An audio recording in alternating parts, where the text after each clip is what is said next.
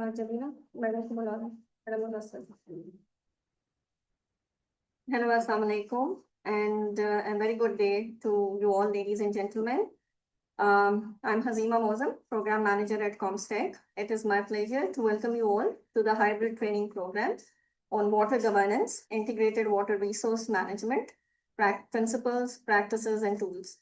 This training is jointly organized by OIC Comstech and Turkish Water Institute, SUN, and General Directorate of Water Management, Ministry of Water, Turkey.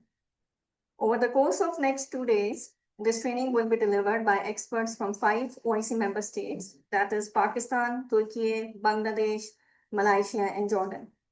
This training is meant to comprehensively cover water governance, hydrometeorology, climate change, integrated water resource management, transboundary water management.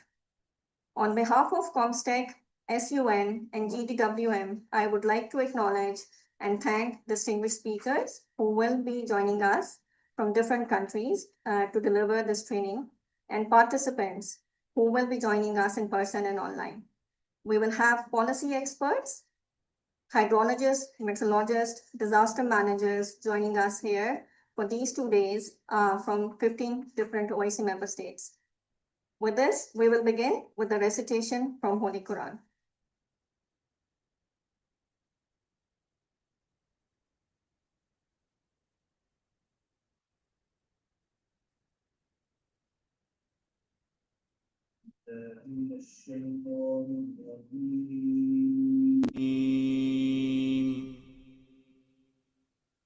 بسم الله الرحمن الرحيم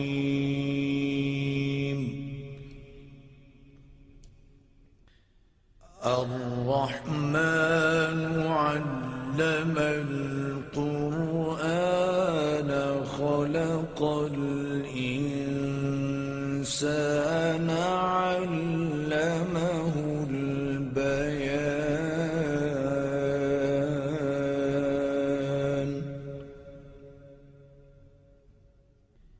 الشمس والقمر بحسبان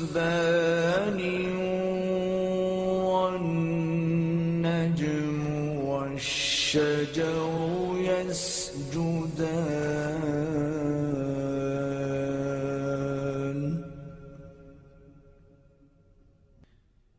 والسماء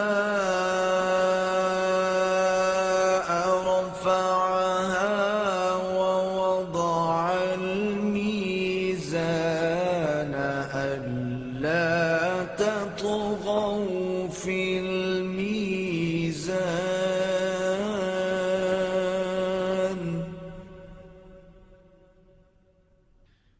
وأقيموا الوزن بالقسط ولا تخسروا الميزان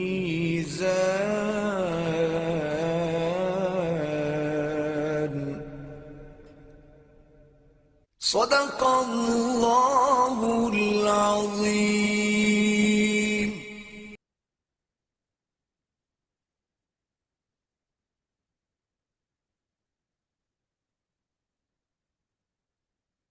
Jazakallah.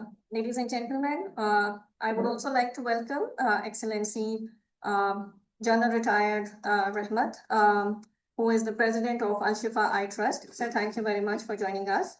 I would like to invite His Excellency Professor Dr. Muhammad Iqbal Chaudhry, Coordinator General OIC Comstech, to deliver his welcome address. Please welcome Professor Dr. Iqbal.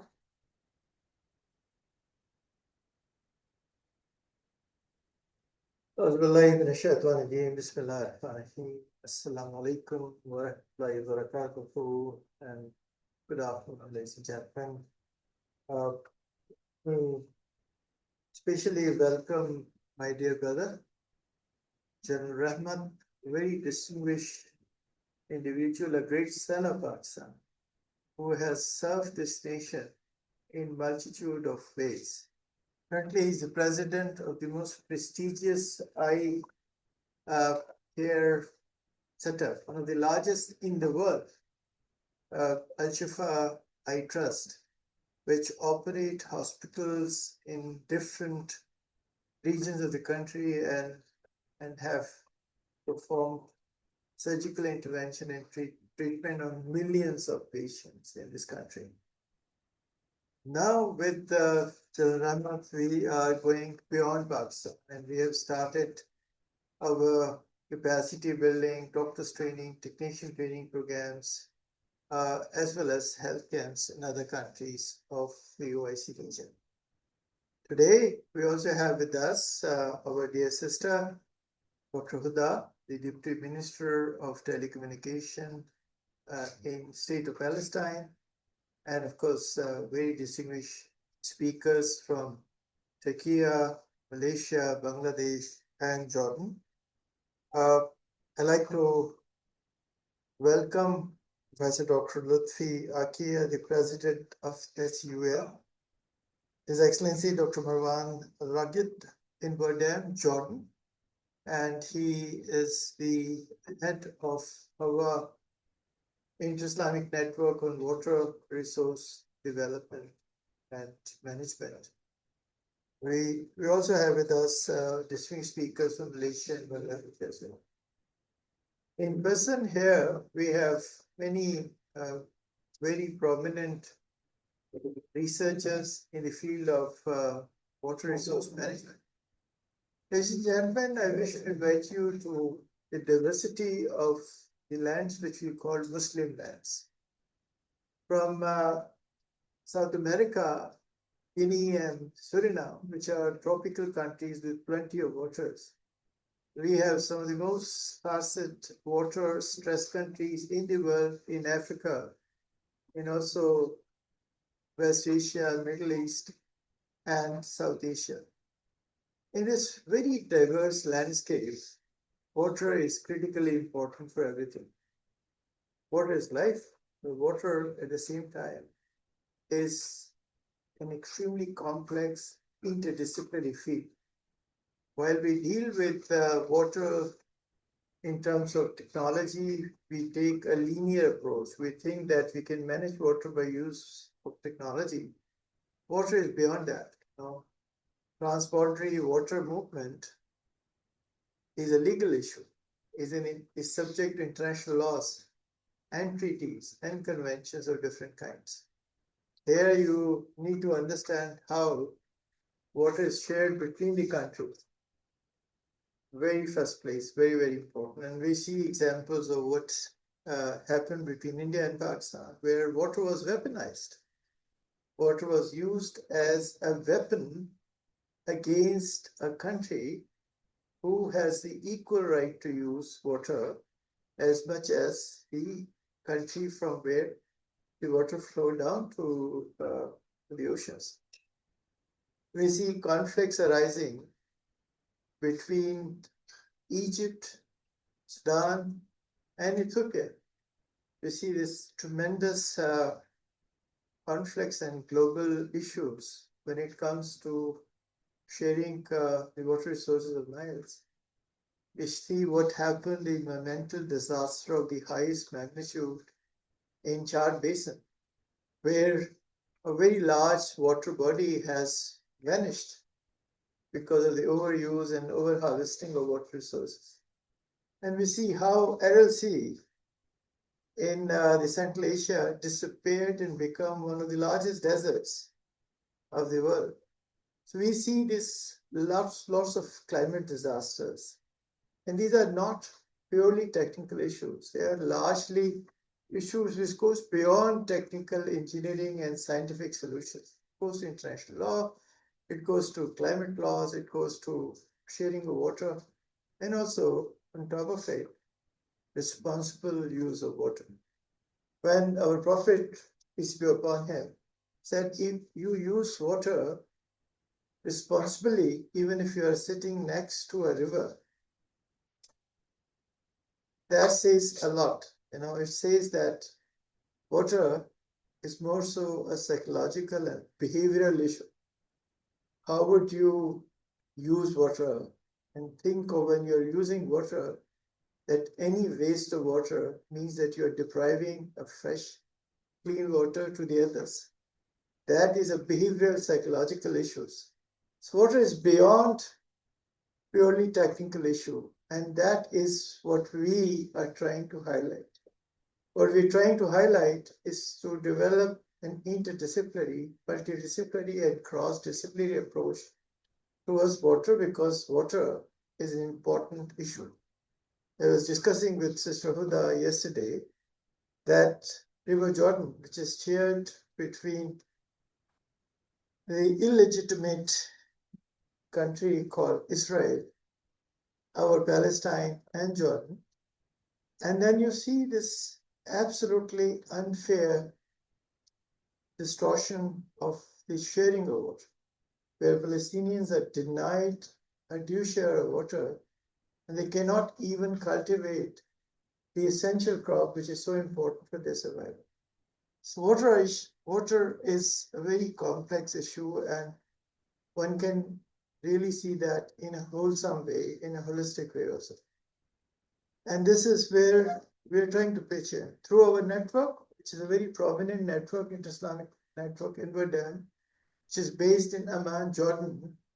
And Marwan, my dear younger brother, is doing wonderfully well when he is actually working on bringing practical, affordable, adoptable solutions for water resource management. And then Padwani is our Water Institute, which we are in the process of establishing in Karachi, a very huge setup with investment of over 3 billion rupees, where water is seen as a wholesome field, where there is a water engineering, where water conservation, where there is a drought management, where it's water pollution monitoring, but at the same time, there's a water psychology, water in society, water in media. There are wholesome different subjects which take water as one important subject, which converge from different point of view.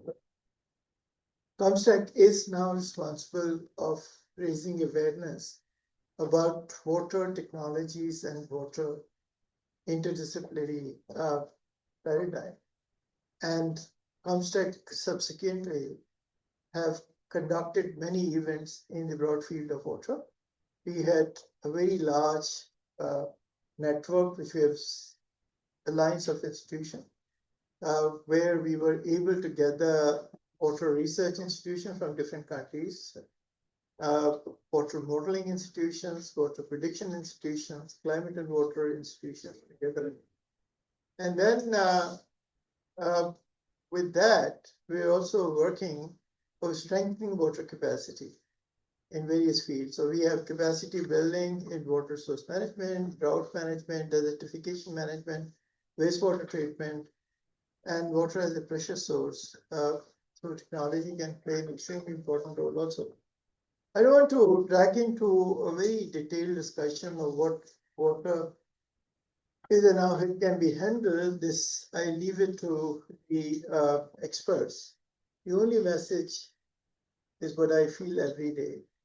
When I turn on the tap and when I use water, I think of people who are deprived of my irresponsibility. When I turn off the tap and I let water flow, somewhere else down the stream is deprived of a fresh clean water. I've seen in Thar where animals and human beings are taking water from the same source, brackish water. I've seen stunting. I've seen how animals, despite plenty of food because of the poor quality of water, and I've seen medical conditions, including eye diseases, which are preventable by all means. So my request will be, as you benefit from these wonderful presentations, please do interact, develop networking, try to develop sustainable engagement with these experts, and at the end of the day, spread this message and bring back to us a much better understanding of water. Thank you very much. Thank you.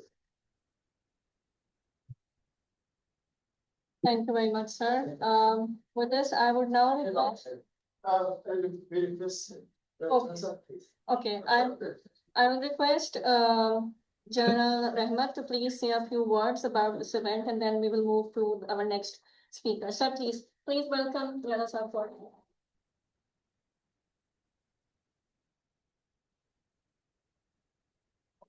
Bismillahirrahmanirrahim. I not prepared for water distribution of water resources in the world or in the Muslim world. That is the subject that Dr. Iqbal Chaudhry is an expert and he can talk about it.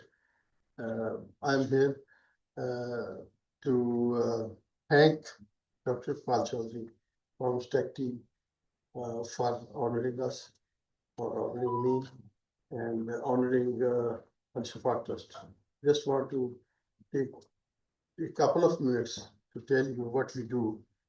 Al-Shafa Trust it provides high quality, high treatment and care across the country, across Pakistan. Our mission is to eliminate blindness in Pakistan. And we've been working towards this goal for the last 35 years. And by the grace of God, only last year, we treated 2.1 million people, including 100,000 surgical treatments. So far in these 35 years, we have been able to treat 32 million people of all eye diseases. So that is our effort in prevention of blindness in Pakistan. We are now going to construct a hospital in Lahore, and indeed I was here to seek guidance from my brother, Dr. Iqbal Chaudhry, regarding ensuring the quality while we expand, as I said, horizontally. So we indicated that we also must continue to expand vertically. We climb vertically, and that's what we are trying to do by seeking his guidance. Coming to what comstech is doing, again, I'm not very well aware what they're doing, but what I know for sure that Professor Dr. Iqbal Chaudhry is putting his heart and soul in it. And I think he's someone who seized with the problems being faced by the Islamic countries as far as his subjects are concerned. And he really is bending backwards to find solution and find partners who can help all Islamic countries. I think we have an asset for the Islamic world in the person of Dr. Iqbal. So I'm not just trying to please him or praise in front of you. I really have this feeling, and this is my honest opinion, that he is an asset for the Islamic world, and may he live long, and may he continue to provide his input, his guidance, his intellectual guidance to all the Islamic countries in various scientific fields. So I'm very grateful to you, and I'm very grateful to all of you that you've given me this opportunity to tell you that here we are trying to prevent blindness in Pakistan, and I want to tell you we're succeeding, and we are prepared to help any Islamic country, any Muslim country, to go there and try to do our bit for prevention of blindness there. Thank you very much.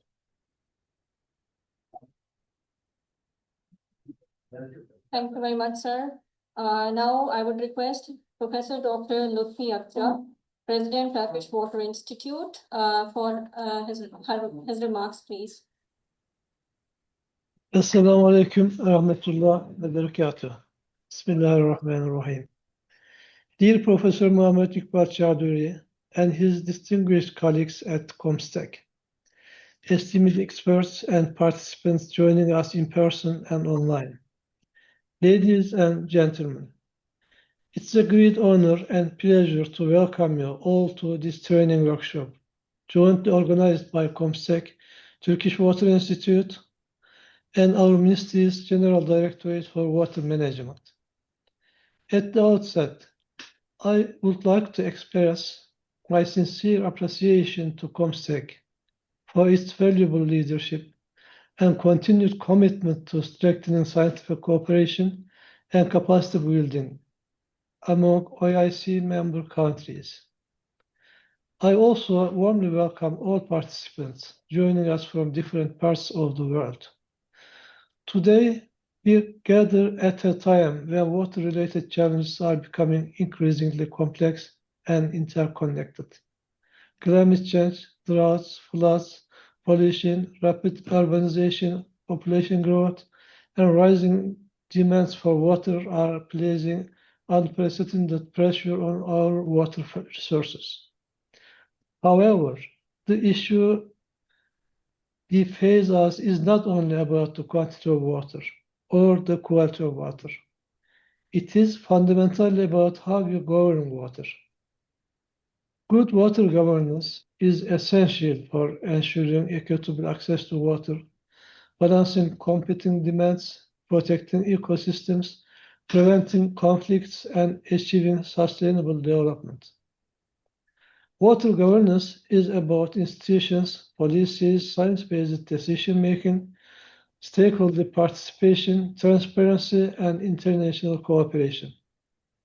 It is about managing water not only efficiently, but also fairly and sustainably. In this sense, water governance is not an end in itself, but an approach to achieve good water management. Today, many countries possess technical knowledge and infrastructure, yet continue to face challenges related to coordination, planning, implementation, and institutional capacity. This clearly demonstrates that sustainable water management requires more than engineering solutions alone. It requires strong governance frameworks and well-trained human resources capable of integrating science, policy, and practice. In this regard, capacity building initiatives such as this workshop are extremely valuable. They create opportunities for sharing experiences, strengthening institutional knowledge, and developing common approach to emerging water challenges.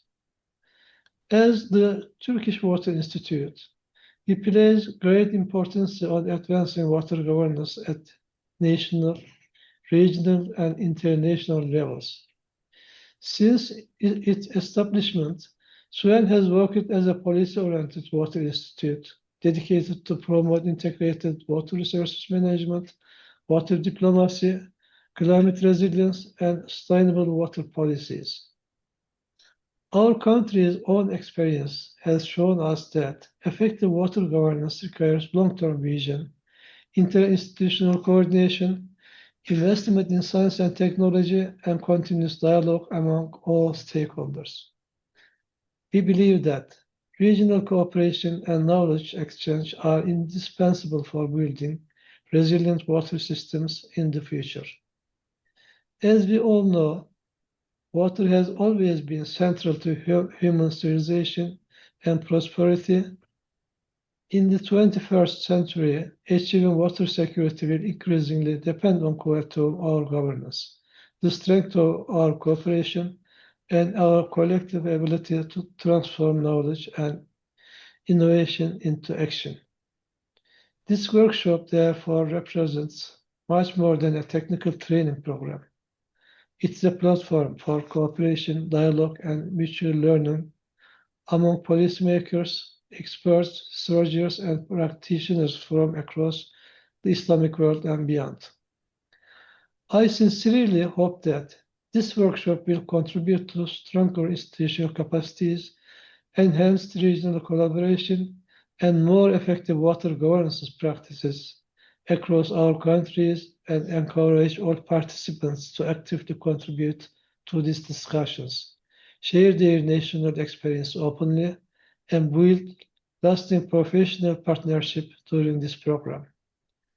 I would also like to thank again all distinguished experts, organizers, and technical teams whose dedicated efforts have made this hybrid workshop possible. I wish you all a productive and successful workshop.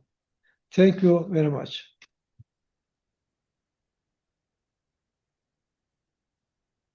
Thank you very much, Excellency, for your remarks. Now we will move on to our first technical session.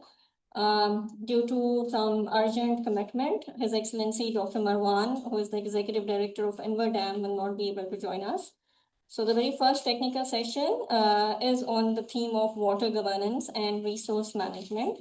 And this will be chaired by Dr. Rashid Aftab, who has joined us from Rifa Institute of Public Policy, and co-chaired by Dr. Shakil Ahmed, who is a professor at Department of Water Resources, Engineering Management at National University of Sciences and Technology.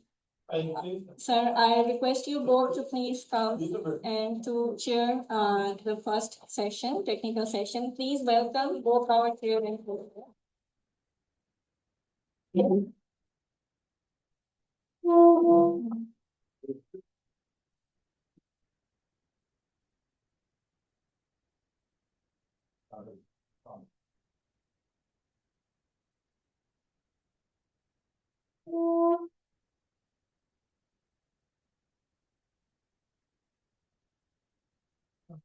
So thank you very much for joining, and thank you very much, Janusa, for joining. So the first speaker that we have for the technical session is Dr. Elif. She is an expert and environmental engineer, policy development from Turkish Water Institute. The title of her talk is Principles of Water, Good Water Governance. And I request Ms. Elif to please share her presentation. And please begin her talk. Thank you very much. Thank you so much. Can you see my presentation? Is it okay? Yes, we can see your Okay. presentation and also hear you. Thank you very much Great. for joining us. Okay. Please welcome Okay. Dr. Elif. Thank you so much for inviting me. My name is Elif Okumuş Öksüz. I'm an environmental engineer by training, but working on mostly water policy, international water policy, water governance, and international water law. I'm not a doctor yet. Thank you for that. But I couldn't finish my PhD yet. I hope, inshallah, I will finish it soon. Today, I will talk about the water governance, its frameworks, principles, and its practices all around the world. You will see the agenda. Is it working? Can you see the agenda? Because Yes, we can. Yeah. Okay, thank you. I will touch upon the definition of water governance, its scopes, and I will mention about the core principles, which are effectiveness, efficiency, and trust and engagement. I will also give a brief information about OECD water governance methodology, which is used mostly in these days. I will show some global best practices, and of course, I will showcase the water governance structure in my country, in Turkey. And also, I will, in my last slide, you will see the Wi-Fi nexus, which is interconnected with the water governance, and there are some similarities, also differences between water governance and Wi-Fi nexus. So we can be more clear on that. Then with my key messages, I will finish my presentation. I will try to be brief. You see the definition of the water governance. Exactly, it is not the new concept. From the 19th, many international organizations try to identify the water governance. The World Bank started to this discussion, and then UNDP, UNESCO, and some scholars making their comments on the water governance. They try to describe the water governance, but Mostly now, today, we are mostly talking about the OECD methodology, which is more global right now. And OECD describes the water governance as the political, institutional, and administrative rules, practices, and processes through which decisions are made and implemented. Some scholars say decisions are made and implemented, sometimes not implemented. This is the actual issue is implementation. And also stakeholders can articulate their interests, and decision makers are held accountable in the management of water resources and services. So the three words in that definition, of course, deserve particular attention: decisions, interests, and accountability. Water governance is not just about the managing a physical resource. It is about who has the power to make decisions, generally governments, whose interests are represented in those decisions, that means stakeholders, and how does power are held answerable for the outcomes. So we can break the questions down into three dimensions. First, who governs? As I said before, it could be at the national level. Central governments set the laws and set the rules.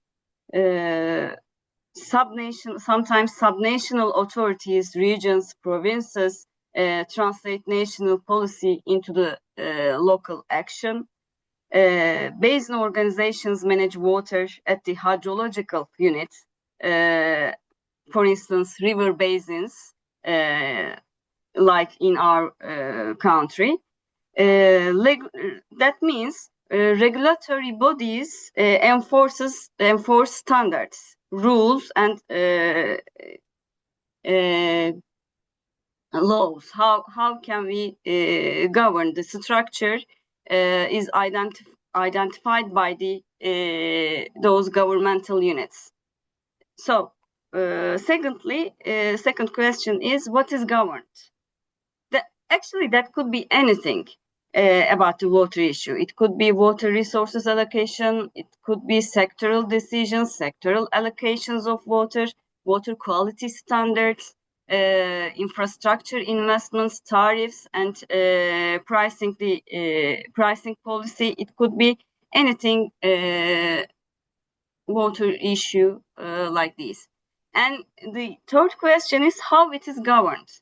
It is, of course, governed by laws and regulations, and also institutional mandates, through stakeholder participation processes.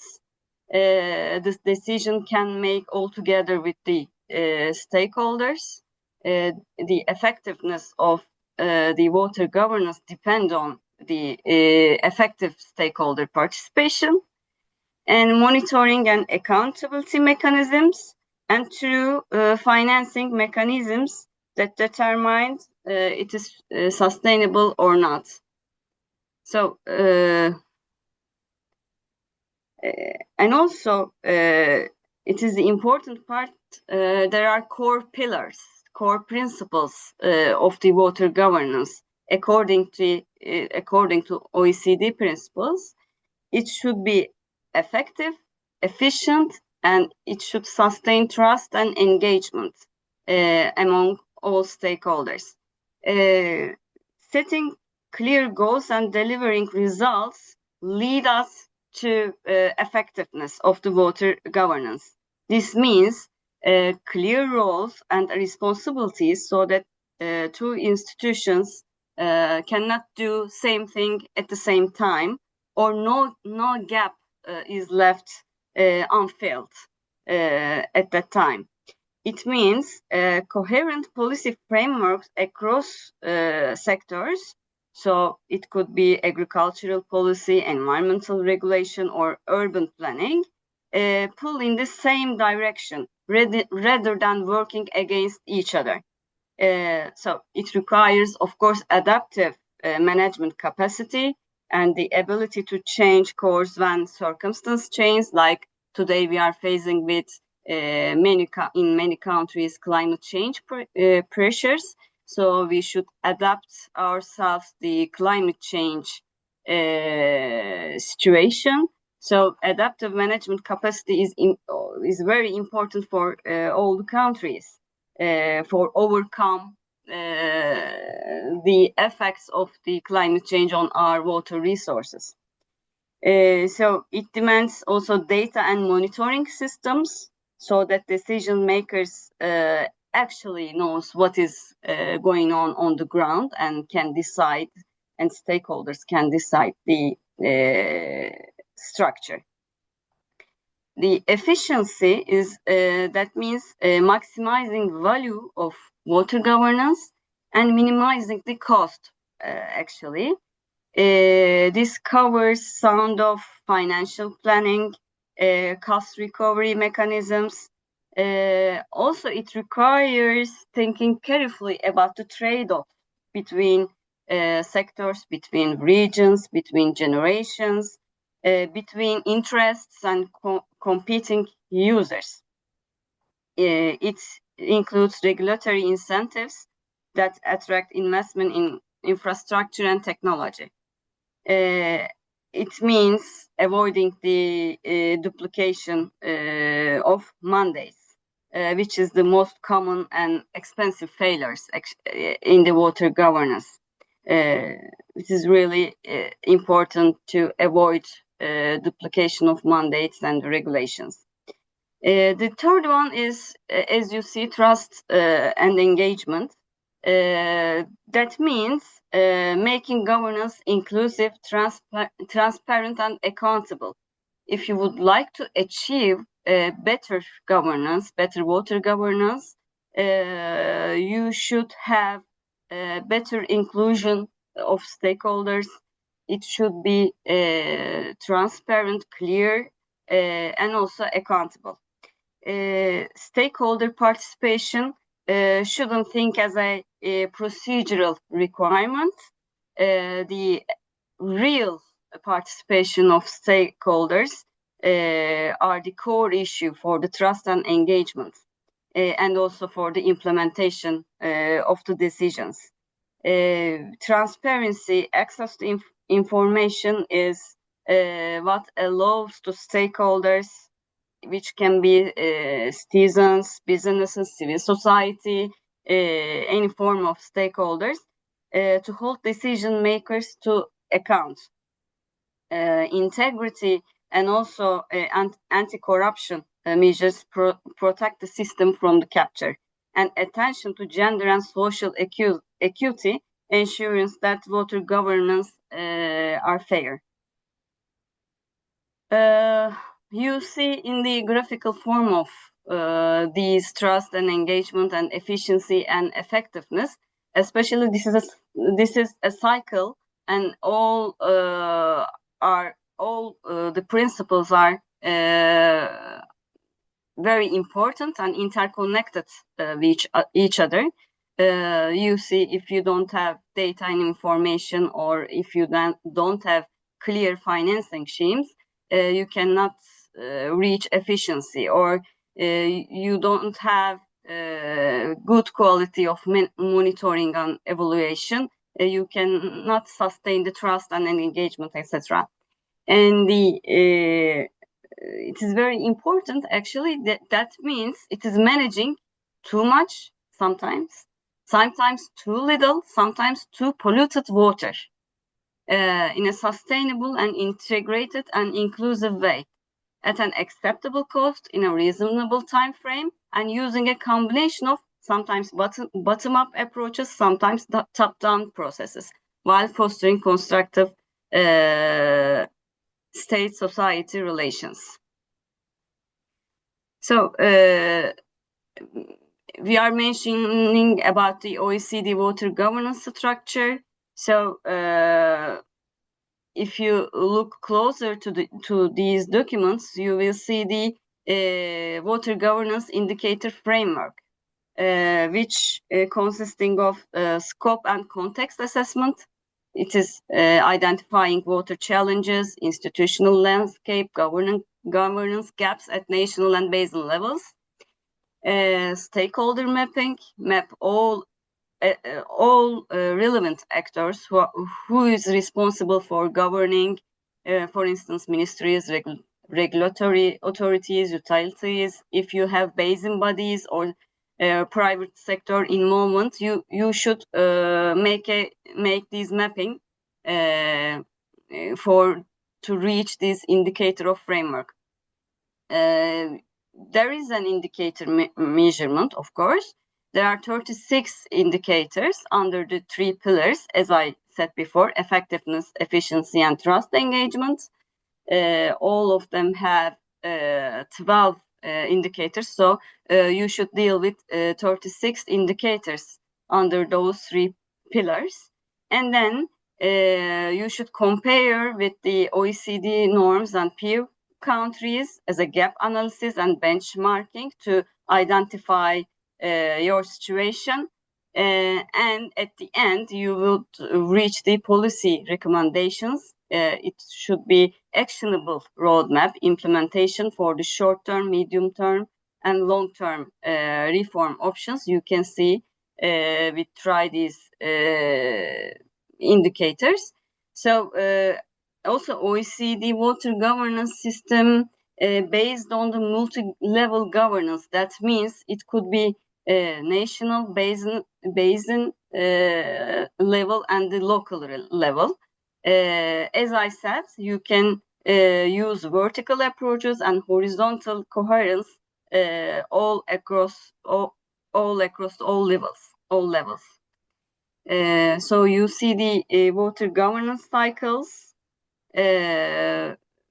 You will start with the formulation of policies and strategies, and then you start with continue with the implementation. But you should also monitor all the implementation phase and the formulation of strategies, then evaluation, and all cycle is going on. It is not breaking, it's continuous cycle. So you should identify principles, actions, and you should assess the indicators, and you will find the gaps and the overcome to these gaps. You should decide the instruments, financial or technical, and then you should try to bridge the gap in the water governance cycle. It is the theory of the water governance cycle. And also these methodology are commonly used right now by the OECD countries. It could be described as a traffic light.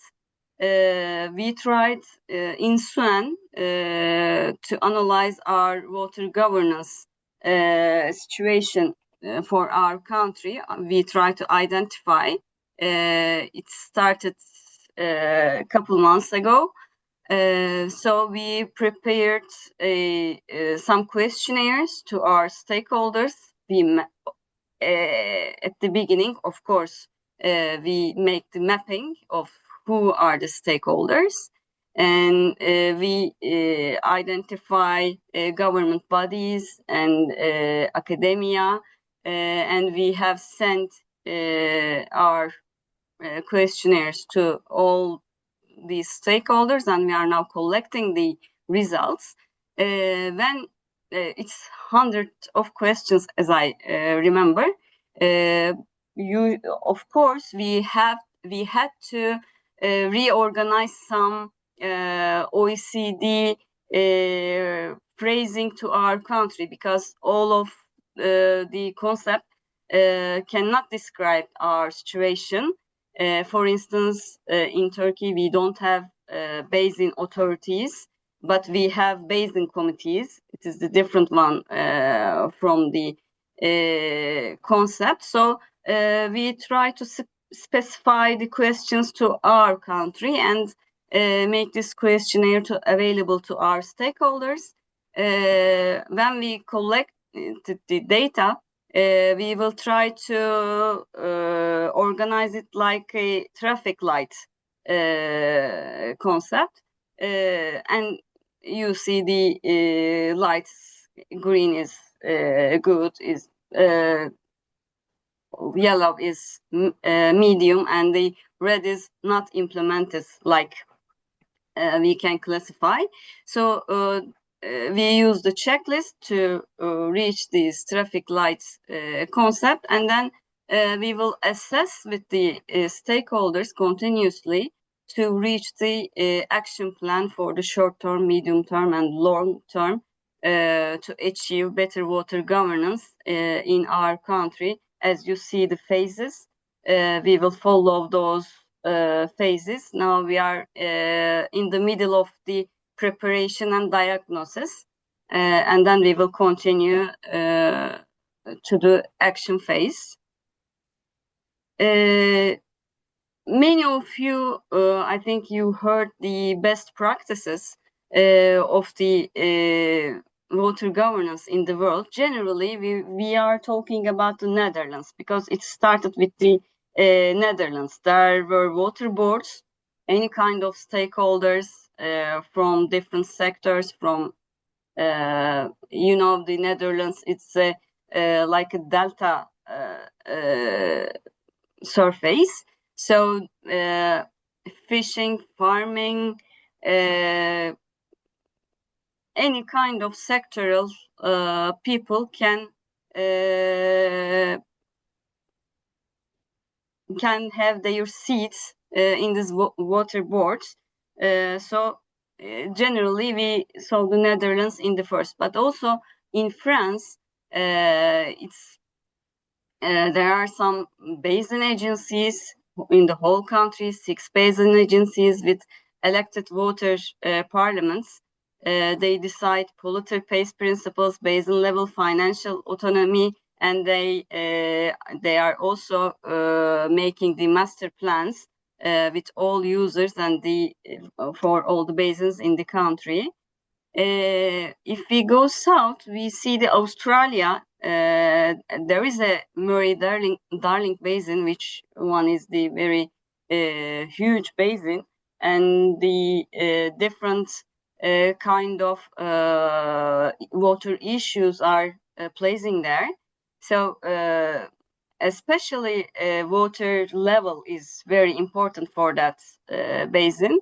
In the ministry, I was working on that basin in my thesis. So it's a really huge one, and the very complex hydrodynamic issues being there. But it's also one of the best cases for the water governance. There is a legally binding environmental water allocations. It's an holistic approach, and stakeholders decided with the government with the ratio of the water allocations in that bodies. So there is a tradable water rights market, independent regulator, and also, the Australia is famous with the indigenous water rights. So it's the different kind of story. Also, South Africa is one of the most progressive one. Water for equity, efficiency, and sustainability. In their National Water Act, it is mentioning. Reserve principle protects basic human needs and ecosystems before allocation in that area. And there are catchment management agencies ensure the participatory governing at basin level. And also Singapore is the one of the primary water governance players. Actually, it is surprising. It is not surprising because we know that their innovation on the water. But in the central level, there is a public utility board in the Singapore, and with all stakeholders. If you look at the sustainability reports of this public utility board, you can see in the board management There are governmental people, there are also private sector and academicians. They are managing those decisions all together, and they have innovative solutions, and they called it 4 national taps.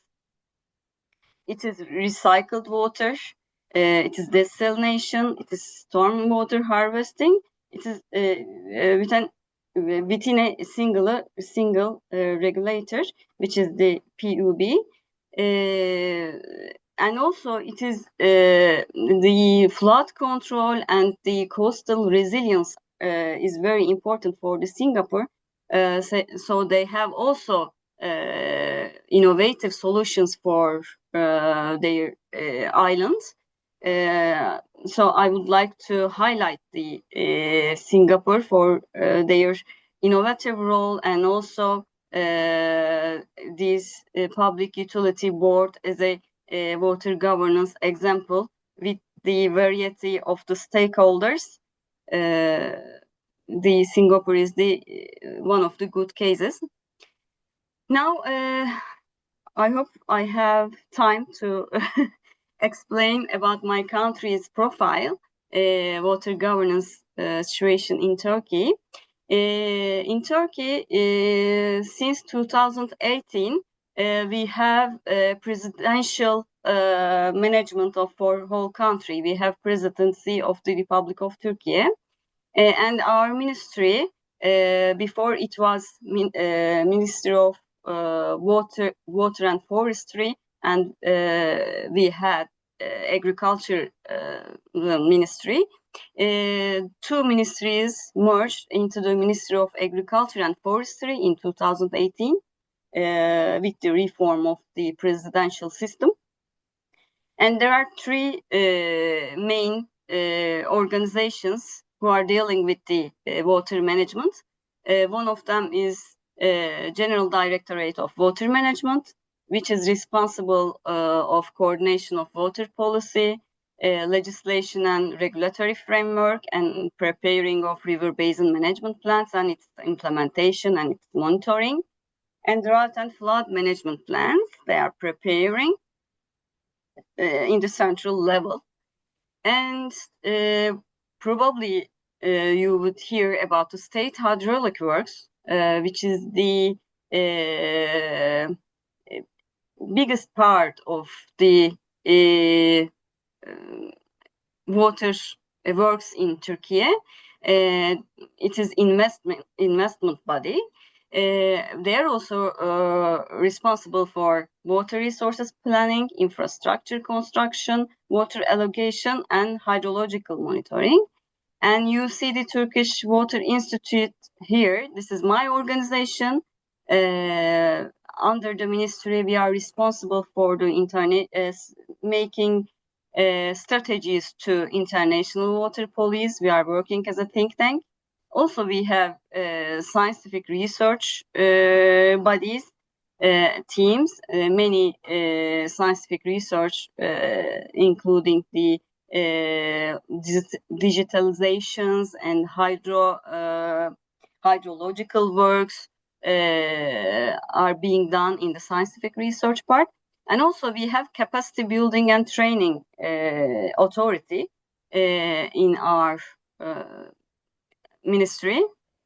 I think we have we gave some many trainings to 2,000 engineers, technicians around the world until today, if I'm not wrong on that.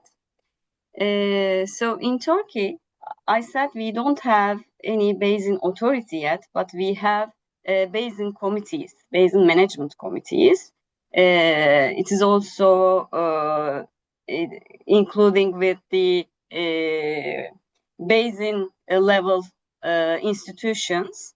But at the top level, in 2023, a National Water Council has been established, and it is headed by our Minister of Agriculture and Forestry, and other ministerial units. And there are also high-level business partners and also academicians are located in the National Water Council. It is interministerial strategic coordination and policy direction. It gives such a way to national water policy. And then we have basin management committees, which are coordinated by governance, all relevant institutions participating those decision-making processes. And also they are responsible for the river basin management planning implementation, each basin. And also we have provincial water management coordination committee. It's also headed by the governor of these provinces. Sub-basin and provincial level coordination and monitoring of the plans are made in these provincial water management coordination committees. You see this map of Turkey. We have 25 river basins in our country. Of course, we have different characteristics in each basin. There are lots of different characteristics we have, but the climate pressure is common for all basins. So we need to govern our basins in an efficient way, especially in Konya basin and also Burdur basin. We have water level issues, and the water scarcity is very high on the south part of the Turkey. So water governance is very critical in that basins. You see the names of the 25 river basins. The legal basis based on the regulation on preparation and implementation of river basin management plans, because Turkey is the candidate country for EU, and we are obliged to implement and translate the EU Water Framework Directive to our national regulation. So we started with the river basin action plans, and then we converted to river action plans to river basin management plans according to EU Water Framework Directive. We have been half of the approximately half of the river basin management plans are completed for our country, and it is still ongoing process to our country to make all the plans working. So in basin management committees, I said it is headed by the governance, but also the involvement of the other institutions are very critical. You see the Ministry of Agriculture and Forestry, our ministry, and it is relevant authorities will representing in those structures, and also Ministry of Environment, Urbanization and Climate Change, and regional directorates of state hydraulic works, and Ministry of Health, and many of the ministries related with the water is responsible in the basin management authorities. And also we have local governments, metropolitan municipalities, provincial municipalities, district municipalities. In some rural areas we have special provincial administrations. It's based on the regulation, of course, and we have irrigation unions and organized industrial districts. Their representatives are also being part of these basin management committees. Lastly, I will touch upon the Wi-Fi nexus, because it's also complex to understand the Wi-Fi nexus and the water governance. It looks like the same, but actually it is not the same. The VP Nexus describes the interdependencies and feedback loops among water, energy, food, and ecosystem sectors. Actions in any one domain produce consequences or not across all other sectors. Policy coherence across sector is required to avoid trade-offs and to capture co-benefits. As you know, water can be produced for drinking water, domestic use, irrigation, and also manufacturing, cooling, and also for ecosystem. We can use fresh water. Hydrological regulation for food production is important part of the water production. We use water in hydropower generation, and also we use it as a natural carbon sinks. But also we use it in energy. When we produce energy, we use water, and also energy demands can influence the water demands. We use energy for pumping, treatment, desalination demand, hydropower, bioenergy from crops, irrigation energy, intensity, energy for food processing and transport. So you see the interconnection between each sectors. And as you already know, we have 70% of global fresh water used in agriculture. So the chemical pollution is very important for us for the water quality, and land use impacts on water for runoff and hydrology is important part. And also food waste means the water waste, because we use water for producing food. So ecosystem also is another part for the WIFI. We know wetlands regulate the floods, and it's very important to mitigate the climate effects. Forest protects watersheds, and biodiversity is really important for water cycling. Also, we use them as a nature-based solutions, as I said, mitigating or adaptation for the climate change. So it's really interconnected with the water governance, but we can think like that. Water governance is a system, it's a structure to make decisions. WIFI Nexus is an approach, it's the lens for reaching governance, for reaching better governance. So we can divide water governance and WIFI Nexus. Which one is the institutional political arrangement for water governance? But for the WIFI governance, it is entire dependencies among water, food, and ecosystems. Like that, you can see from the table. So I won't take your time too much.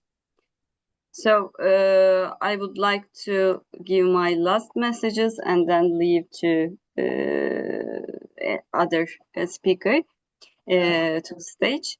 Water governance is fundamentally about institutions. It is about accountability, and it is about political will, of course. It is not only infrastructure. OECD's three pillars: effectiveness, efficiency, trust, and also framework of indicators provide globally recognized diagnostic framework. Successful models, Netherlands, France, Australia, we saw Singapore, they share common features like basin level authorities, cost recovery approaches, and stakeholder involvement. In our country's experience, Turkey's 25 basin management councils, committees operationalize EU Water Framework Directive principles with a national framework to the local implementation encouraged by our Ministry of Agriculture and Forestry. And lastly, the WIFI Nexus is an analytical lens for cross-sectoral trade-offs. Water governance is the institutional foundation, which enables the nexus management. So, by the governance, it is possible to manage increasing demand, to ensure all sectors and society have equitable, reliable, and sustainable access to water, to provide accountability and transparency, to realize sector reform, to protect water rights, finding solutions to common water problems like climate change or scarcity or floods or droughts. And it is possible the applying integrated water resources management, which my colleagues will describe more that approach, and to manage the conflicts between interests among different sectors, even in countries. It creates mechanism to cooperation and common understanding on water issues. It needs to be transparent, equitable, and accountable for all stakeholders, and it strongly requires real stakeholder participation where the decisions are made or implemented. Thank you. I hope I don't have too much time. Thank you so much for listening to me.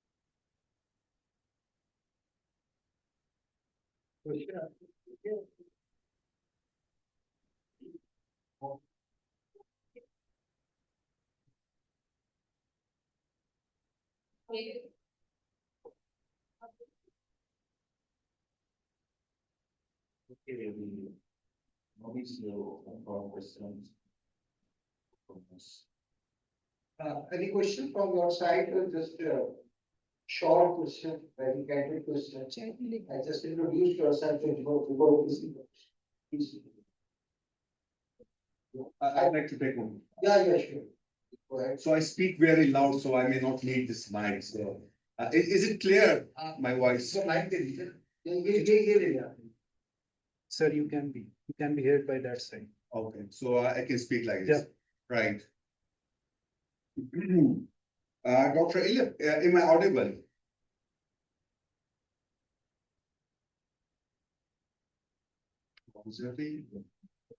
Is my voice clear? Yes.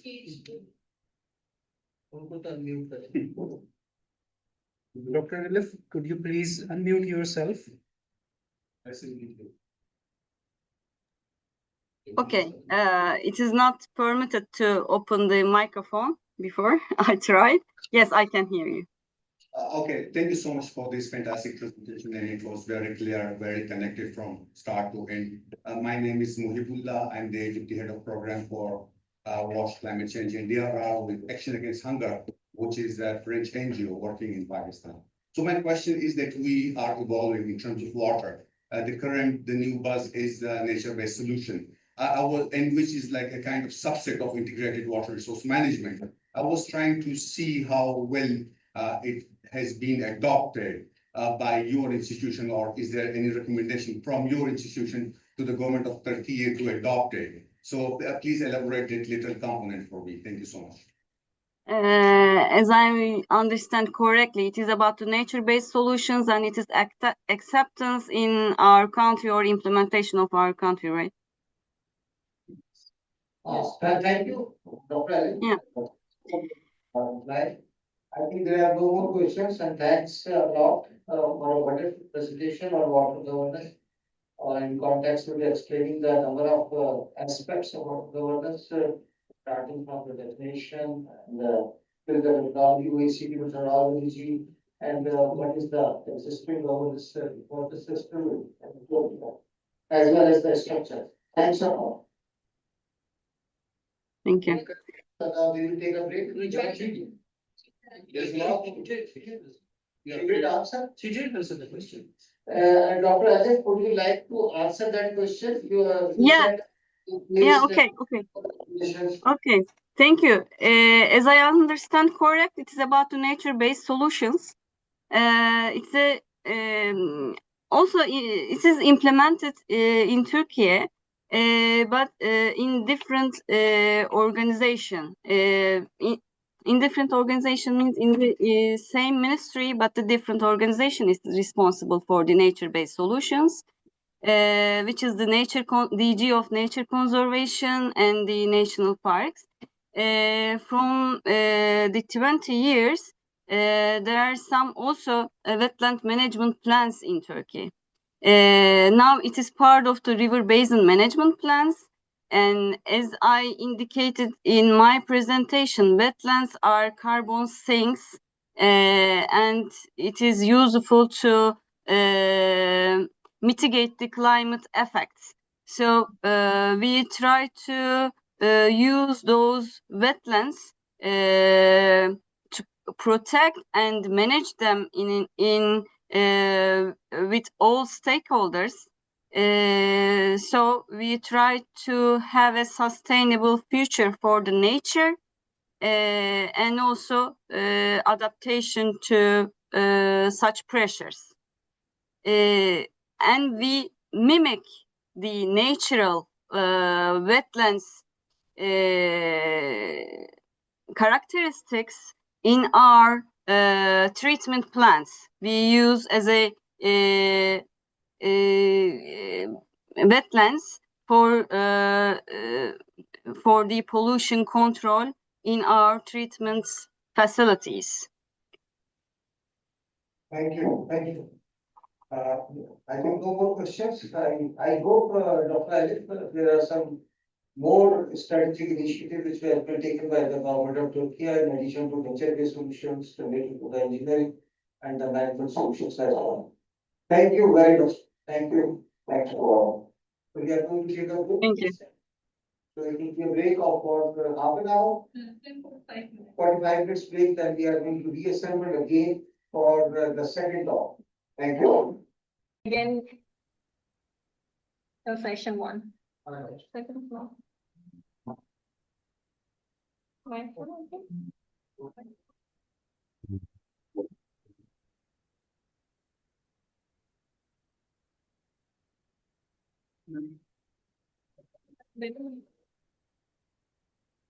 Now sit there again.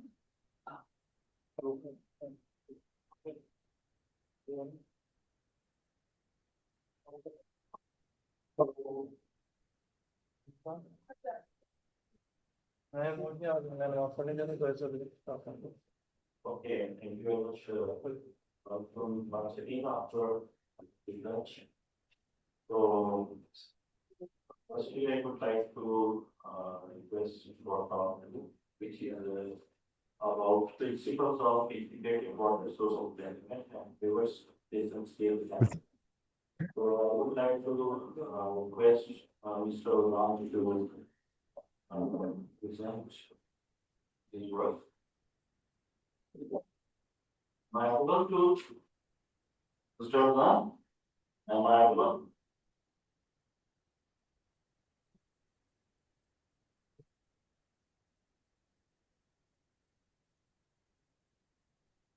The guest speaker is audible or not? Please, could you verify that thing? Mr. Ozan? Yes, I'm here. So you may proceed, please. Okay. I will start. First of all, good morning, everyone, and welcome. Before I begin my presentation, I would like to briefly introduce myself.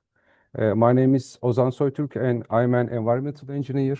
I graduated from Marmara University in 2006 and currently work as an expert at the General Directorate of Water Management under the Ministry of Agriculture and Forestry of Turkey. Together with my colleagues, I'm involved in the preparation of river basin management plans for Turkey's 25 river basin. The next slide. Okay. The title of my presentation is River Basin Management Planning Studies in Turkey. After my presentation, my colleague is Güney showed that presentation. The presentation will take approximately 20 minutes, hopefully. Before we begin, I would like to briefly present today's roadmap. First, I will explain why water management has become an important challenge around the world. Then I will introduce river basin and explain why they are used as the main unit for water management. After that, I will discuss river basin management, the Water Framework Directive, and river basin management plans. Finally, I will present the current situation and ongoing studies in Turkey. If possible, I would appreciate it if we could leave questions until the end of the presentations. Thank you very much, and let's begin. Before discussing river basin management, it's important to understand why water management has become such an important issue. As you know, water is essential for life. It supports public health, food production, economic development, energy generation, and ecosystems.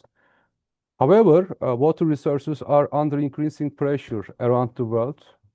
Firstly, many regions face water quality problems. Urban wastewater, industrial discharges, agricultural pollution, nutrient enrichment, and emerging pollutants continue to affect rivers, lakes, groundwater, and coastal waters. Second, water quantity problems are also more common. Increasing water abstraction, groundwater depletion, droughts, and competition among water users are putting pressure on available water resources. Environmental concerns are also growing. You know, many ecosystems are under stress. Biodiversity is declining, wetlands are disappearing, and important ecosystem services are being lost. These challenges are becoming even more serious because of two major drivers. The first is increasing water demand, especially population growth, urbanization, industrial development, and agricultural activities continue to increase the demand for water. The second is climate change. Climate change is increasing the frequency of droughts and floods, changing participation patterns, and creating greater uncertainty about future availability. As a result, water management is no longer only about supplying water. It's also about protecting water resources, reducing risk, protecting ecosystems, and ensuring sustainable water use. For this reason, modern water management requires a more integrated and long-term approach. This is exactly why river basin management has become increasingly important. Now that we understand why water management is important, let's look at the concept of a river basin. A river basin is a natural area where all rainfall and surface runoff flow towards the same outlets, such as a river, a lake, an estuary, or the sea. Of course, a river basin is not only made of rivers. It also includes streams, lakes, groundwater, wetlands, forests, agricultural areas, and urban settlements. All of these elements are connected to the water cycle. This connectivity is the most important characteristic of a river basin. Secondly, water does not follow administrative borders. Instead, it follows natural hydrological boundaries. Therefore, managing water at the basin scale provides a more integrated approach. It allows us to manage water quantity, water quality, ecosystems, and human activities together. And this idea forms the foundation of modern river basin management.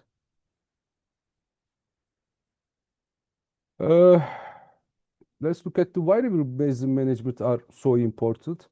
Because river basin supports both nature and society.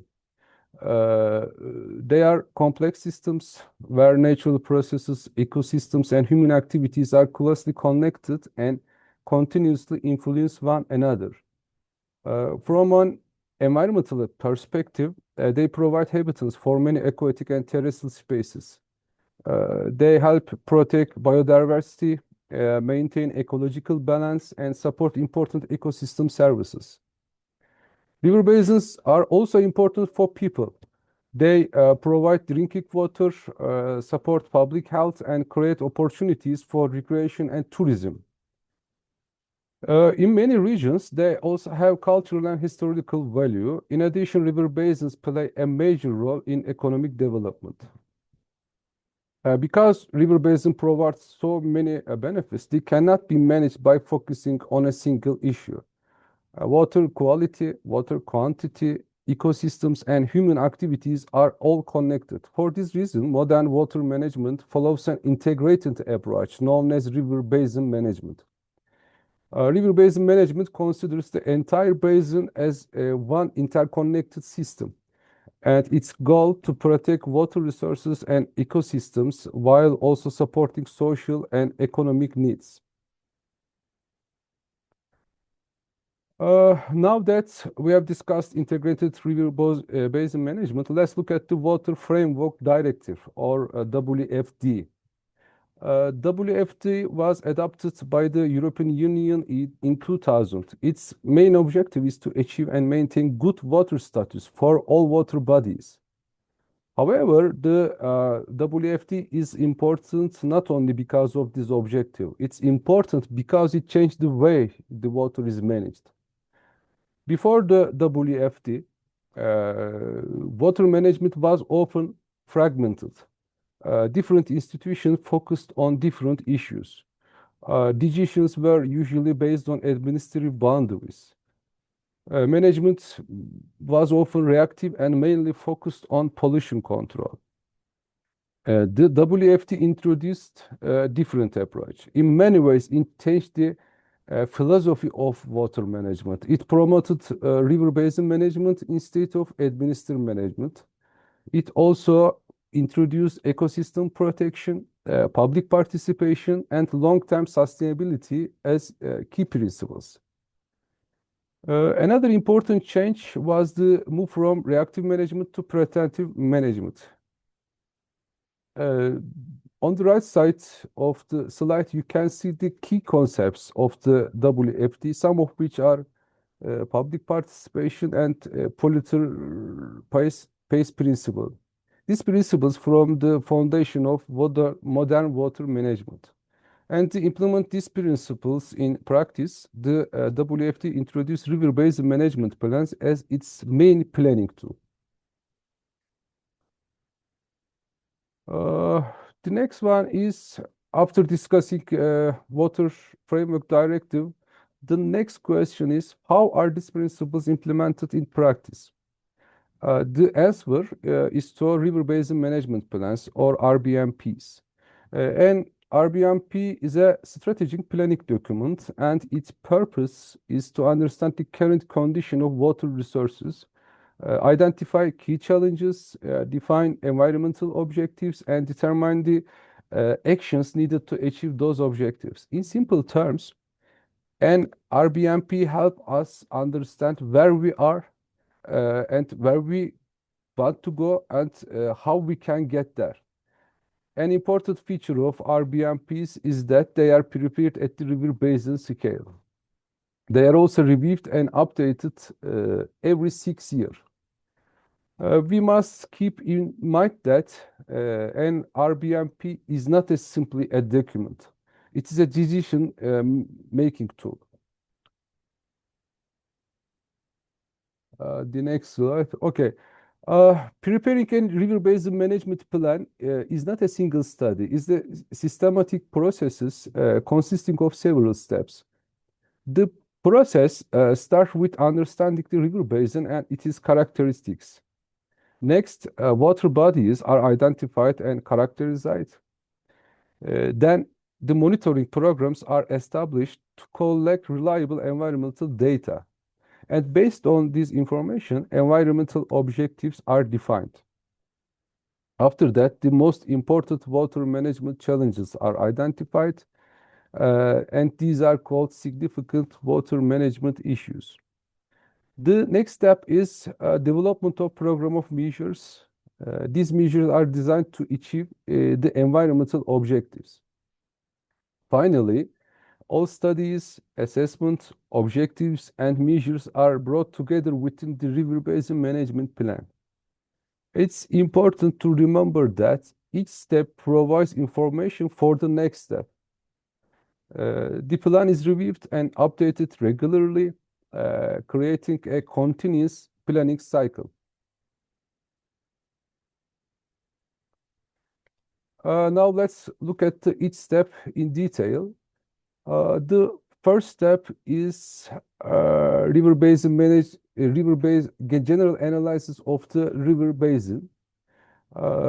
Before we can identify problems or develop management measures, we need to understand the basin itself. For this reason, a comprehensive analysis of the basin is carried out. First, we examine its physical characteristics such as basin boundaries, topography, geology, and soil types. We also assess hydrological characteristics, including rivers, streams, lakes, reservoirs, groundwater resources, and overall water balance. Climate is another important component. Parameters such as precipitation, temperature, evaporation, and long-term climate trends help us understand water availability. In addition, socio-economic conditions are evaluated, and these include population, agriculture, industry, land use, and water demand. This understanding forms the foundation of all future planning activities. Without this knowledge, it would not be possible to accurately identify pressure, assess risk, or develop effective measures. Okay. After defining river basin district, the next step is river basin characterization. This stage helps us understand the individual water bodies that make up the basin. According to Water Framework Directive, water resources are first divided into two main categories: surface waters and groundwater. Surface waters include rivers, lakes, transitional waters, and coastal waters. The first task is to identify and map all water bodies within the basin. And then, once the water bodies are identified, they are grouped according to their physical and ecological characteristics. This process is called typology. Typology is important because typology allows similar water bodies to be assessed and managed in a consistent way. This makes monitoring and assessment more efficient. Another activity is classification. Water bodies are classified as natural, artificial, or heavily modified. Natural water bodies remain close to their original condition, whereas artificial water bodies are created by human activities such as canals. Heavily modified water bodies are natural water bodies that have been significantly altered by human activities, such as reservoirs or regulated river sections. This characterization process provides the scientific foundation for the next stages of planning. Okay. After identifying and characterizing water bodies, the next step is to assess the pressures acting on them. The purpose of this stage is to understand which human activities may affect the water resources and whether this pressure creates risk for achieving environmental objectives. Especially important that different water bodies face different challenges. Therefore, management priorities may also differ from one water body to another. For this reason, pressures, impacts, and risks must be evaluated separately for each water body. Common pressures include urban wastewater discharges, industrial activities, agricultural pollution, water abstraction, hydromorphological alterations, and land use challenges. These pressures may affect water quality, water quantity, aquatic ecosystems, and the overall condition of water bodies.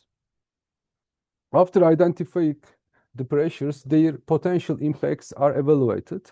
And this helps us understand how human activities influence the ecological and chemical status of water resources.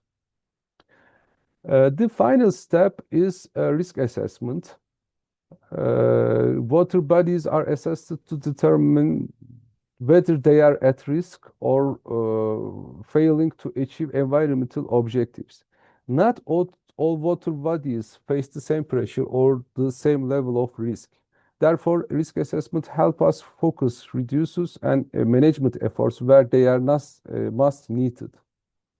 The result of this stage provides important information for monitoring programs and future management decisions. Okay. After assessing pressures, impacts, and risk, the next step is monitoring. Monitoring, I think, is one of the most important components of the river basin management planning. The purpose of monitoring is to collect reliable information about the condition of water bodies. Without monitoring data, it's not possible to accurately assess water status or evaluate management performance. Monitoring programs are designed for surface waters and groundwater, and different types of monitoring may be applied depending on the objectives and characteristic of the water body. On the other hand, monitoring helps us evaluate physical, chemical, biological, and hydromorphological conditions. It also allows us to identify trends, detect problems, and assess the effectiveness of water management measures. Most importantly, monitoring provides the evidence needed for decision making. In this way, monitoring serves as the bridge between the risk assessment and the management planning. Okay. After monitoring data has been collected, the next step is water status classification. The purpose of this stage is to assess the current condition of water bodies. This assessment helps us understand whether water bodies are meeting environmental expectations or whether management actions may be needed. Under the Water Framework Directive, surface waters and groundwater are assessed using different approaches. For surface waters, ecological status and chemical status are evaluated. Groundwater is assessed based on quantitative status and chemical status. On the other hand, one of the main objectives of Water Framework Directive is to achieve and maintain good water status. A water body achieves good water status when it meets the environmental standards established under the directive and supports healthy ecological conditions. This is one of the main goals of Water Framework Directive. Another important principle used in assessment is the one out, all out principle. According to this principle, if one quality element fails to achieve good status, the overall status of the water body cannot be classified as good. Finally, water status can be said that water status classification helps us understand whether a water body is healthy or at risk. Okay.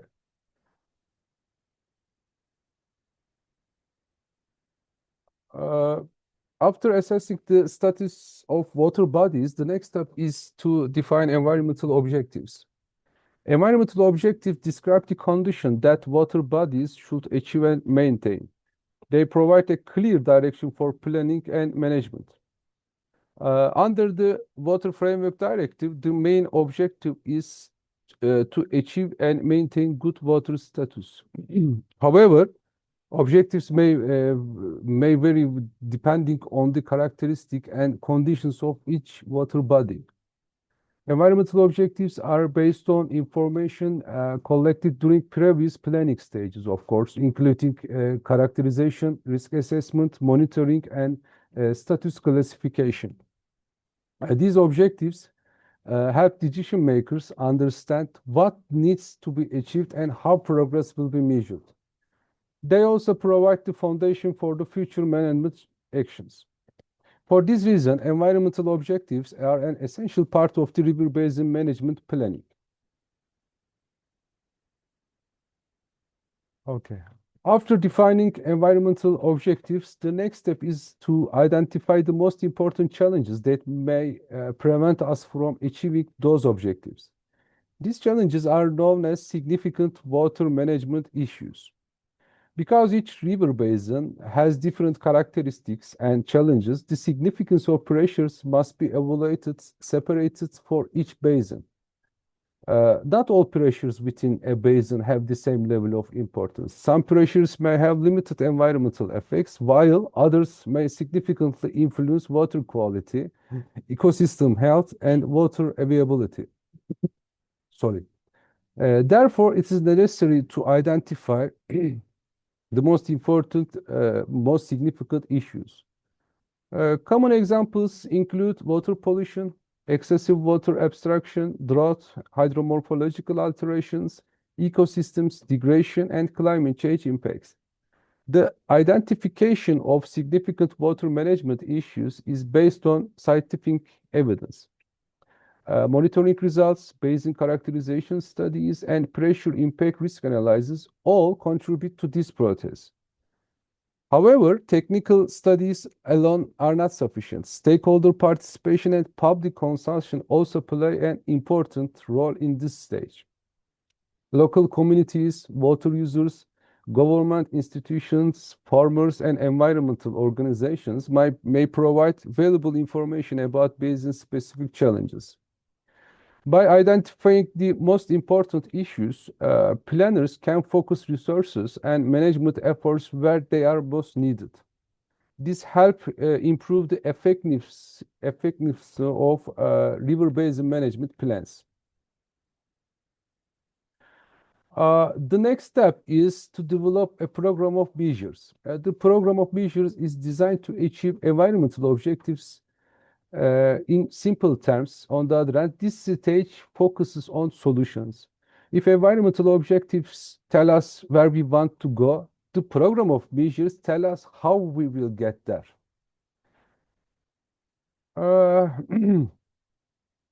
Measures can be divided into two main groups. First group is basic measures. These are mandatory measures required by legislation. Examples include wastewater treatment requirements, pollution control regulations, water abstraction permits, and protected area regulations. The second group is supplementary measures. These are additional measures introduced when basic measures alone are not sufficient. Examples include river restoration projects, wetlands rehabilitation, water saving programs, public awareness campaigns, and etc. The overall goal is to improve water quality, protect ecosystems, reduce pollution, increase water use efficiency, and strengthen climate resilience. The program of measure transforms planning into action and creates a pathway toward achieving environmental objectives. The final step of planning process is the preparation of River Basin Management Plan, or RBMP. At this stage, all information generated during the previous steps is brought together into a single strategic planning document. The RBMP includes basin characteristics, water status assessment, environmental objectives, significant water management issues, and the program of measures. In other words, it combines all analysis, decisions, and actions within one management framework. The RBMP serves several important functions. It provides a long-term management strategy, supports water-related decision-making, and promotes sustainable water use. It also helps protect ecosystems, biodiversity, and environmental quality. The River Basin Management Plan is not end of the process. It is the beginning of implementation. Once the plan is approved, measures are implemented, monitored, and evaluated. This creates a continuous cycle of planning, implementation, and improvement. In this way, river basin management becomes an ongoing process rather than a one-time planning exercise. Okay.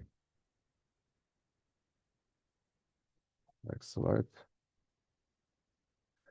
Okay, before discussing river basin management plans in Turkey, let's first look at the country's river basin structure. Turkey has 25 river basin districts. These river basins form the basin of natural water management planning. Especially each basin has its own physical, environmental, climate, and socio-economic characteristics. For this reason, water management challenges may differ significantly from one basin to another.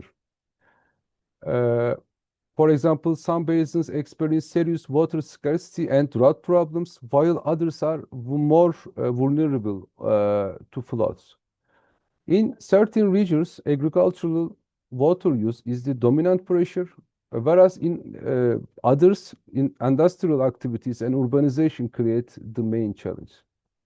Groundwater depletion is an important issue in some basins, while ecosystem degradation and biodiversity loss may be more significant in others. For example, the Konya Coast Basin is well known for water scarcity and groundwater depletion. In contrast, other basins may face greater flood risk due to their climatic and hydrological conditions. This diversity shows why the basin scale planning is so important. As I said before, a single management approach cannot effectively address the challenges of every basin.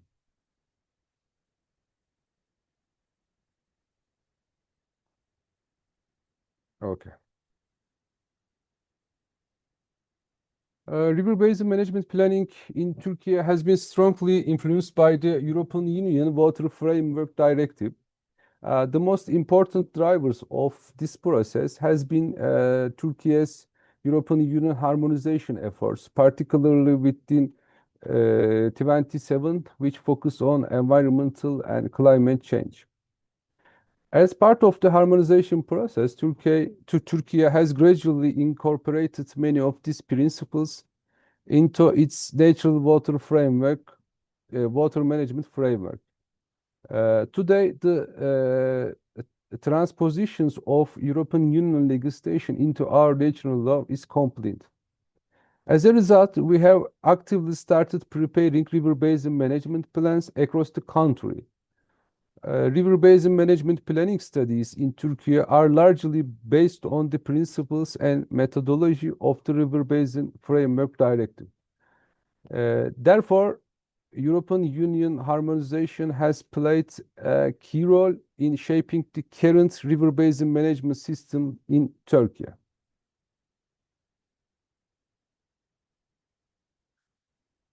Before river basin management plans were introduced, Turkey prepared basin protection action plans for 24 river basins, 25 river basins. These plans were completed by 2013. Their main focus was pollution control, water quality improvements, and short-term action planning. They also provided important baseline information and technical input for future river basin management plans. Therefore, Turkey gradually moved from basin protection action plans to river basin management plans. Unlike for this reason, can be considered basin protection action plans can be considered an important function for river basin management plans and the key steps in Turkey's transition towards integrated river basin management.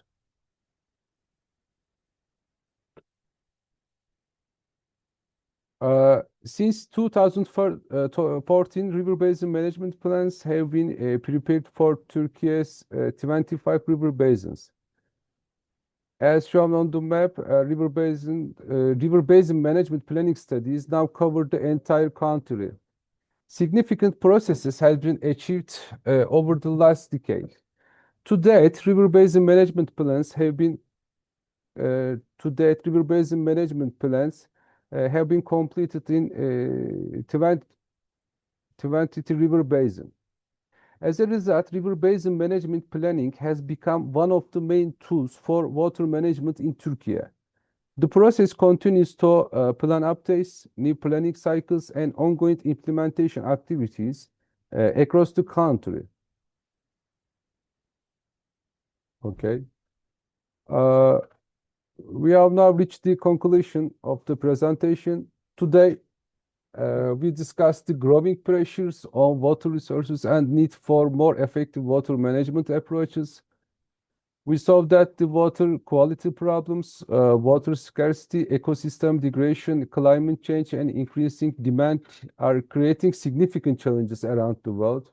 And these challenges are not only environmental issues, they also affect public health, food security, economic development, energy production, ecosystems, and well-being communities. In many cases, water-related challenges extend beyond local boundaries and require cooperation at regional, national, and even international levels.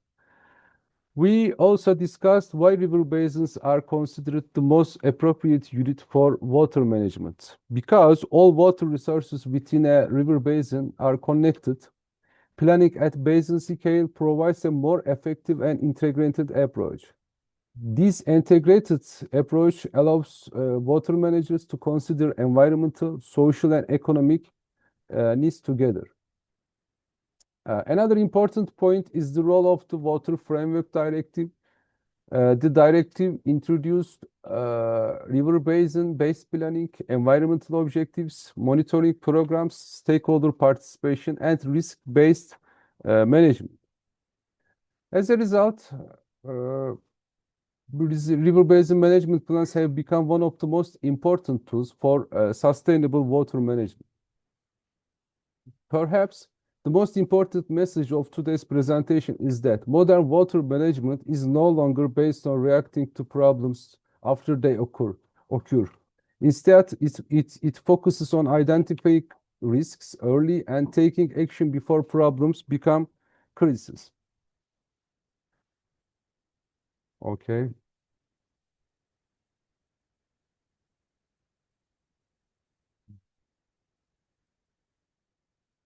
Okay. The last part of my presentation is National Water Plan. National Water Plan is an important strategic document for Turkey. The plan was prepared under the guidance of the National Water Board and with contributions from public institutions, universities, and other stakeholders. The main purpose of the plan is protect water resources and ensure their sustainable management for future generations. It's in the short, national plan serves a guide for decision makers and supports a more resilient, sustainable, and integrated water management system in Turkey.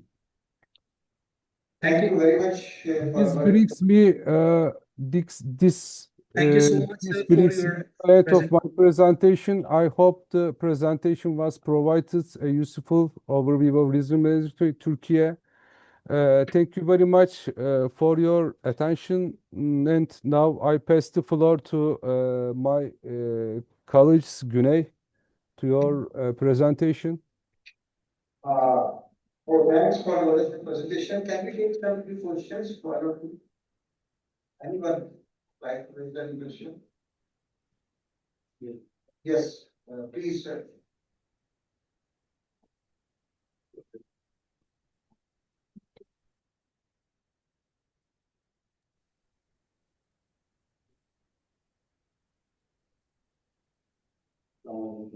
Program, hope you will be great. Your presentation was quite important. The document about the progress and management. Under which you have categorized your content in 5 lessons. What is your management regarding the birds? There's nothing, any aspect that can given in your presentation. Can you explain how you manage the birds in your country? Thank you.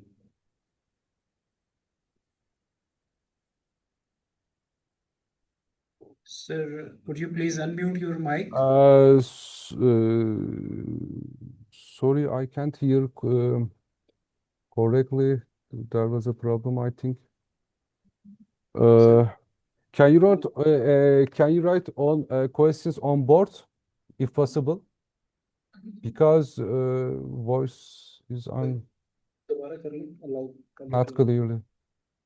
क्या doctor साहब क्या पूछना है आपने? Flood management. Flood management. There is a question. सारे presentation maybe. There is a question or observation from one of our participants that there is no reflection of any aspect of the flood management. So where in accordance with your national water resources plan or any of the strategic initiative, how you are handling the flood?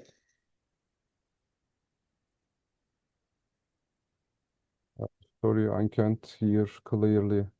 Sir, in your whole presentation, there was no flood information. How you are managing in the Turkey? That was the question.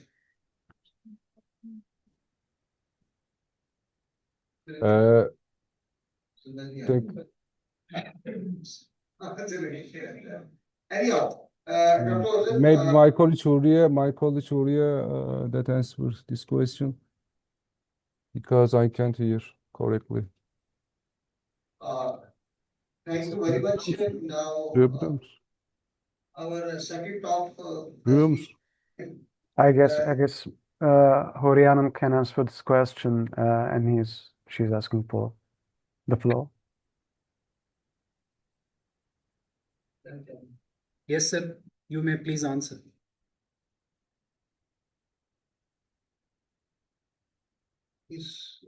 Your colleague is going to answer. He's asking to unmute himself. Please, colleague. Dr. Khan. Hello, good day to you all. May I proceed with my presentation, or you are seeking answers for the question? Because I couldn't hear the question as well. The sound from the meeting room comes a bit hardly to us.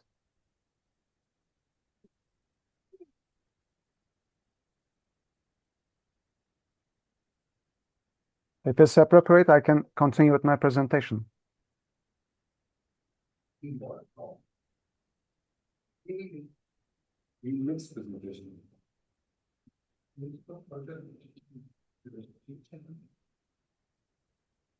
Dr. Ken, the only one question is from the audience that in the presentation of Dr. Hoser, there is no mentioning of any flood management tool.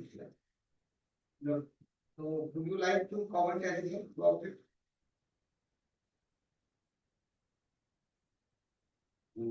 Next presentation.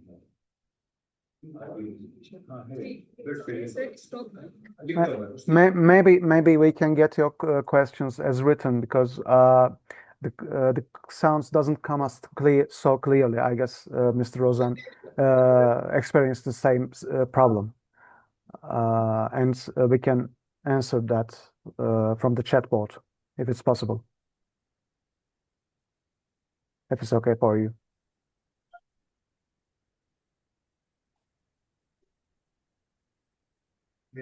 And I may continue with my presentation also, if it's okay.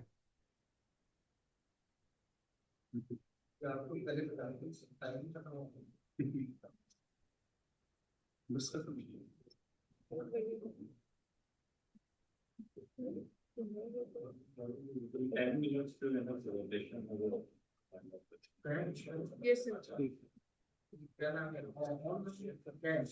Dr. Ken, can you? Okay. I will proceed with my presentation then. Dr. Ken, it would be appreciated. Please, can you complete your presentation? Okay, sure. And afterwards, maybe we can answer the questions. Because already we are short of time to close this session and to start another technical session. Thank you.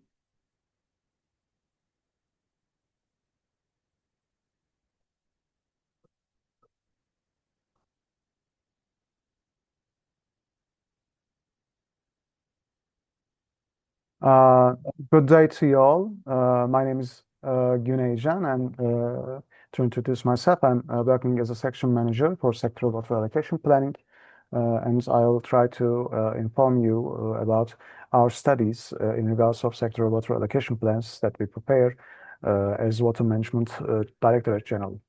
In Turkey, as my colleague Mr. Ozan mentioned before, precipitation changes, and there are different problems that we tackle throughout our water management cycles.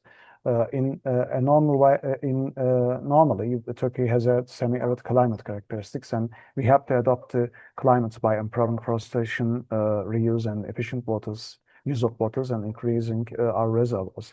Lastly, we experienced severe droughts and drought conditions into 2025. Therefore, the water flow regime also changes throughout our basins, in 25 of our basins. As there are extreme weather events increasing, and there's a variability in hydrological flow regimes, and there's a growing competition among water users. And also, we have to make a transition to a static allocation system to an adaptive allocation approach.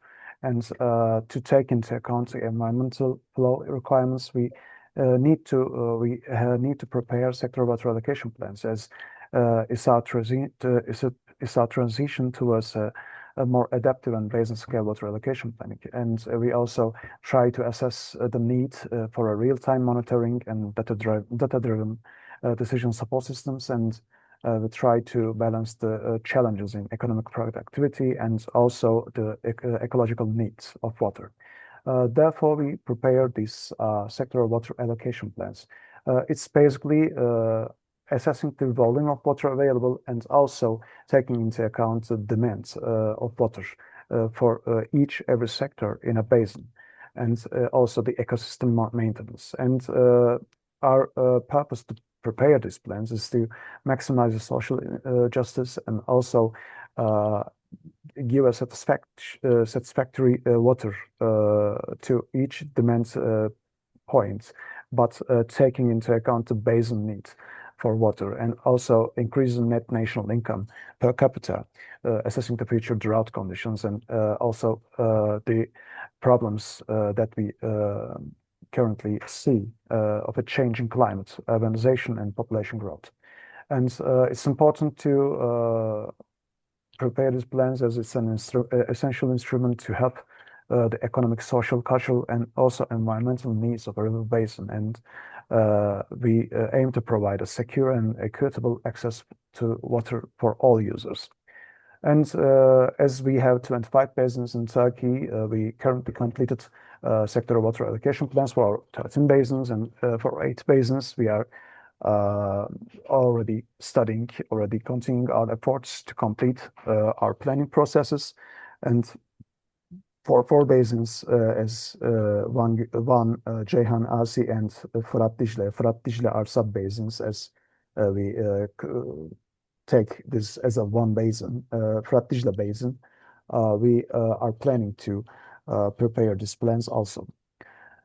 And the main structure is like many planning processes. We try to make an analysis of a current situation, and this current situation takes into account the general information of a basin, the population analysis, and the physical socioeconomic characteristics and hydrogeology, and etc., and taking into account the water available in a basin. And also we try to make a population growth analysis for every local points to assess their drinking water needs for the future.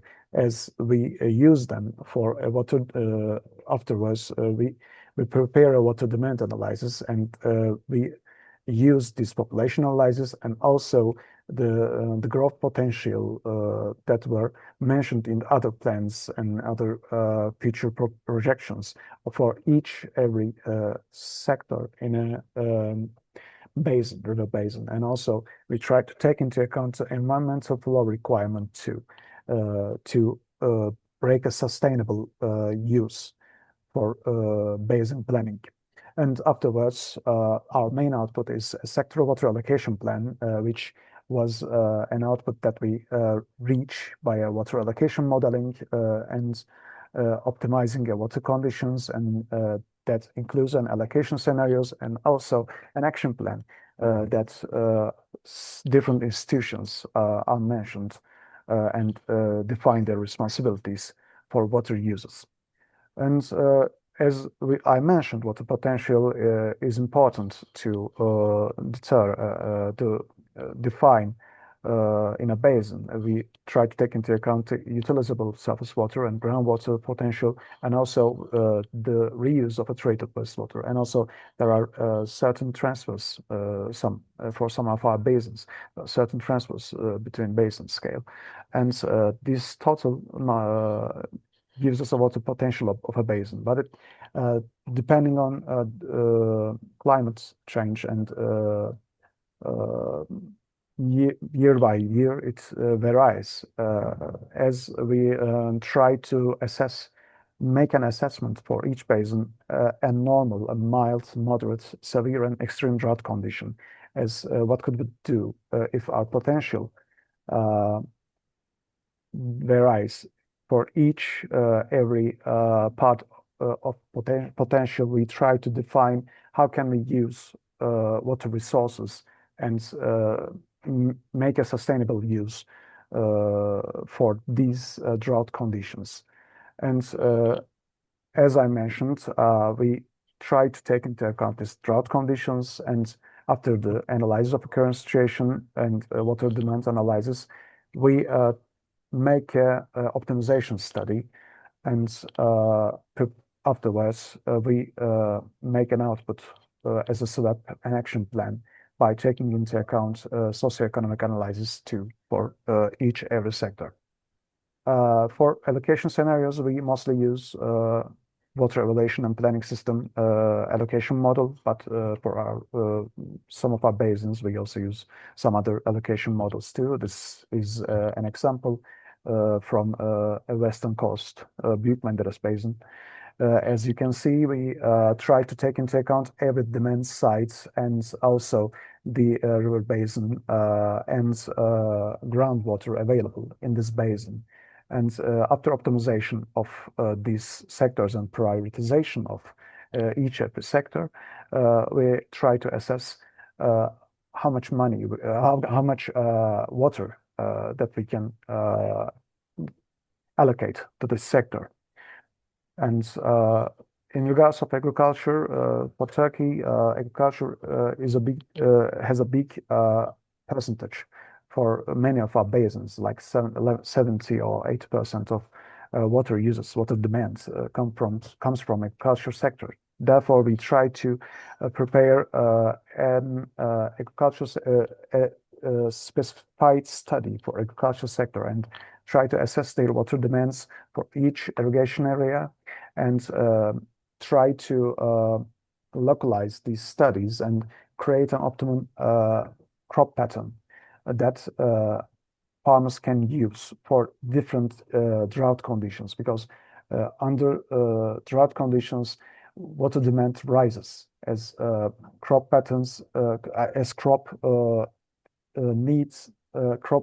water need rises because of the drought condition, and also the water available in a basin lowers. Therefore, there's a situation that we have to make a sustainable use for agriculture, and how much water can we use varies in certain situations. So we try to maximize for that certain amount of water that we can give to irrigation, to agriculture, and by using a crop pattern, changing the crop pattern that which can be used in this basin, which are already the farmers are used to. we try to prepare a crop pattern, optimized crop pattern for different drought conditions, and suggest them to our farmers that if you use this crop pattern, you can maximize your income and won't be affected that much in a drought condition.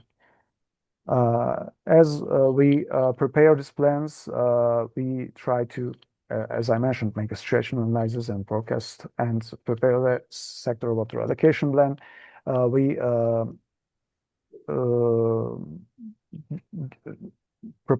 present them to National Water Board, and after their approval, it was sent to presidency, and they come into effect with the presidential decree. And afterwards, we try to follow up the action plans for these water allocation plans. And also, we try to prepare a water footprint study, which green water footprint, blue water footprint, and gray water footprint of a basin. We try to assess the footprint of a basin for each and every section. And also, as I mentioned before, we try to prepare a real-time decision support system study that how can we improve this planning process and our monitoring systems. Where can we monitor this basin to prepare to improve our general knowledge of a basin and improve our planning process and water management. My presentation is that. Thank you for listening. Dr. Khan, for providing your presentation in a very short spell of time. So nice, very concise, very brief, and very professional presentation you have made. Primarily, this was the first technical session on water governance, and there were three resource persons who talked. First person was Dr. Elif, who is an environmental engineer, and she spoke about the principles of good governance, good water governance, and has given the concept and definitions of water governance, principles of water governance, 10 steps of OECD water governance methodology, global best practices, responsible authorities in of water governance in Turkey, as well as she also talked about water, energy, food, and ecosystem access.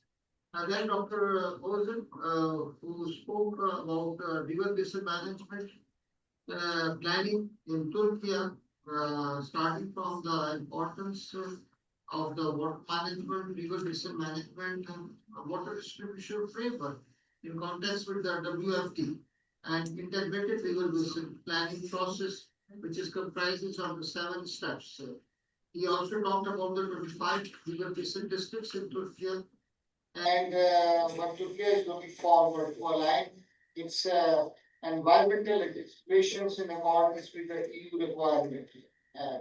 Dr. Khan spoke about the sectoral allocation of water plans in accordance with the potential and the various initiatives to be undertaken in accordance with the gap which was analyzed in context with the situation and in comparison with the future demand.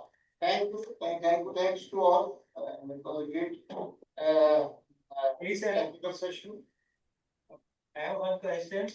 Can we modify the expected excellency? Can you explain about the mode of irrigation in Turkey, for the cultivations in crops, and what's the mode of purification for just like irrigation, mode of irrigation, canals, rivers, or tube wells?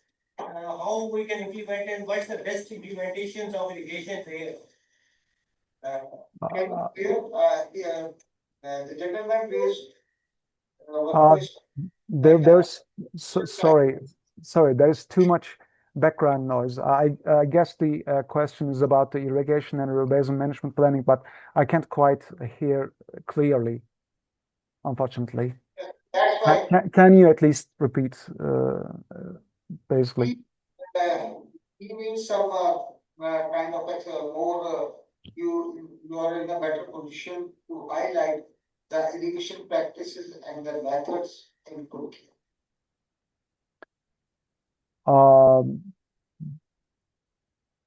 You are asking as we are taking into account the irrigation systems and try to model them, right? Yes, go ahead. Yes. Okay. We already have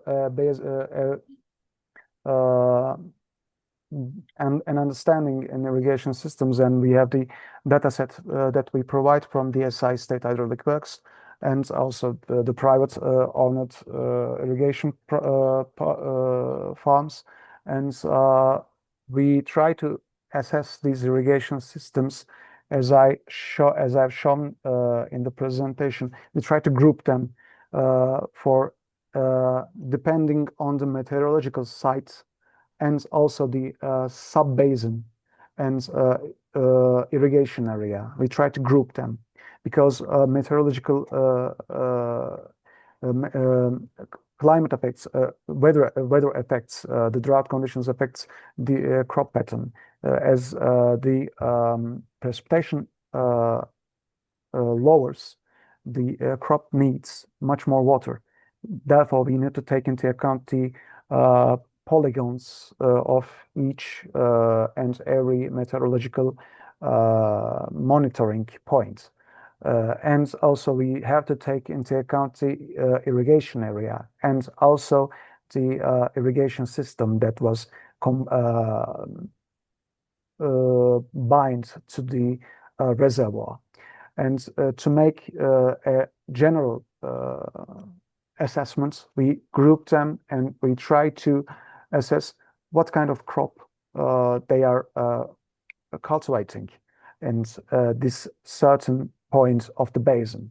And afterwards, we suggest them to cultivate maybe lentils or maybe some other crops that we can improve their economic income, but not using that much water. We try to decrease the amount of water they are using, but try to improve the economic income. And one way to do that is to change the crop pattern, and the other way to do that is to improve the irrigation system. And we try to find if they can manage water, their total usage changes, and if we have to make an improvement in the supply system, we have to take this into account too. That's how we define them, and we take these make this assessment and optimization in a model too. Sir, Viraj, would you like to give any question? A very short one, please. Last question. Online, Mr. Siraj is available to raise some question.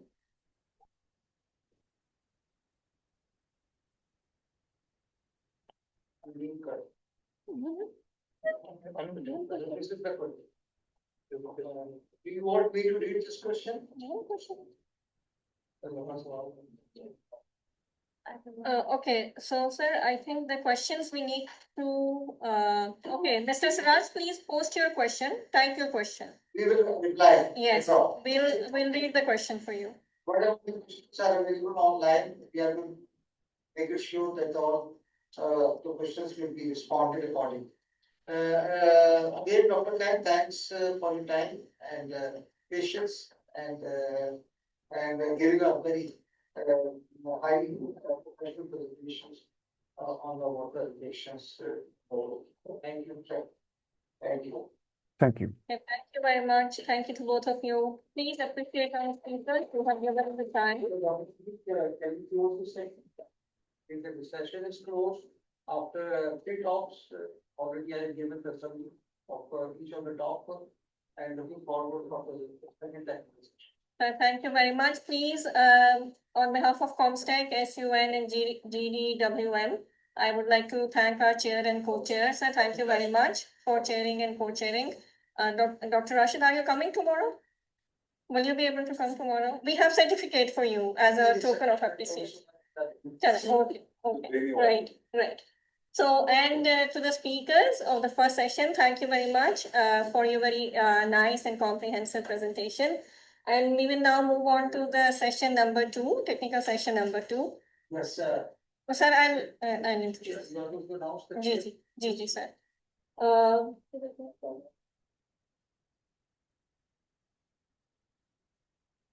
the second, dear participants, the second technical session is on integrated water resource management across OIC member countries.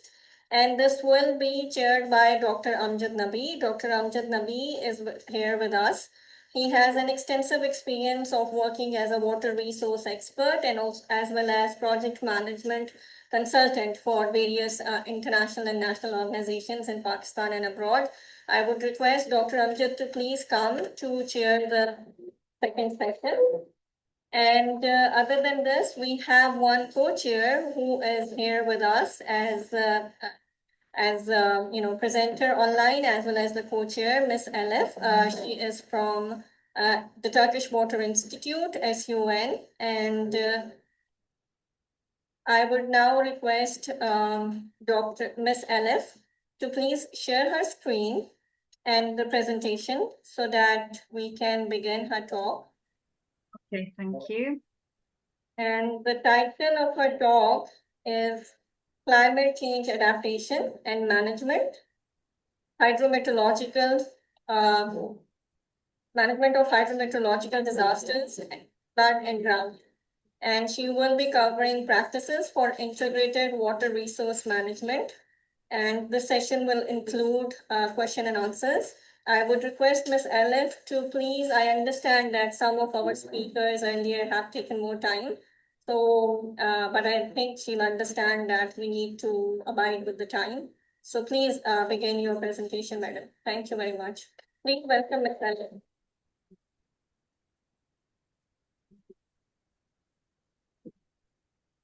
Hi, everyone. Can you, yeah.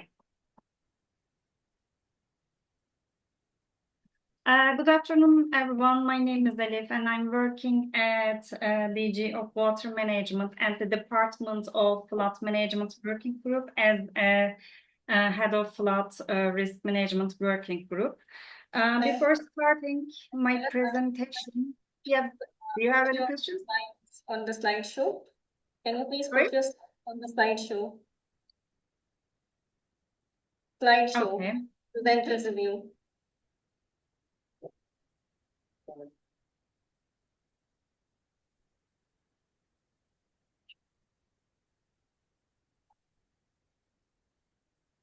I'm sorry. Can you please put them on a slideshow? Put your slides on the slideshow because. Okay, I see. Sorry about that. Sorry. Oh yeah. Sorry about that. Thank you. Please go ahead. Yeah. Before starting my presentation, I would like to give a brief information about introduction. Actually, it is divided into four main parts, and the first part is about the climate change, and everybody knows that climate change is one of the most significant challenges affecting water resources in the world, and the rising temperatures, changing precipitation patterns, and the increasing frequency of extreme events are creating a new pressure on the water management systems. For this reason, in this presentation, firstly, I will provide a brief overview of observed climate changes globally, and then the future climate projections. And then I will focus on the changes after water resources, particularly increasing flood and the drought risk management plans. In this context, I will present flood risk and the drought management plans in my country, which have developed at the river basin scale. And the final part is about forecasting and early warning systems that support preparedness risk reduction, and the decision-making process. So let's begin with observed changes related climate change. Today, we are no longer talking about a future problem, but we are already facing the consequences of climate change. So IPCC and the World Meteorological Reports, World Meteorological Organization reports clearly show that global temperatures have risen by approximately 1.4 above the pre-industrial levels. And the recent years have been the warmest on the record. And as a result, extreme weather events are becoming more frequent and intense. So heavy rainfall events have increased significantly, and leading to more frequent floods, disaster in many regions. At the same time, all over the world and some specific region, drought events are occurring more often and lasting longer, and increasing pressure on water resources and rising concern about water scarcity. And in addition, the last part is the global sea level. Global sea levels have risen by more than 20 centimeters since 900, and which has caused a growing risk to coastal communities and the ecosystems. For that reason, as a DG of water management, we focus on the climate change studies. As you can see on the screen, we used three different global climate modeling, which are HAT, GEM, MPI, and the CNRM. And also we based on two different scenarios, which are RCP 4.5 and RCP 8.5. So we generated climate projections by 2000, which based on this model conditions. And also we calculated future water potential for 25 river basin. And also we included changes in water balance. And another work about changes in snow-covered areas and also runoff, which is caused by snowmelt. This part is applied for a small sub-basin, which is a flood sub-basin.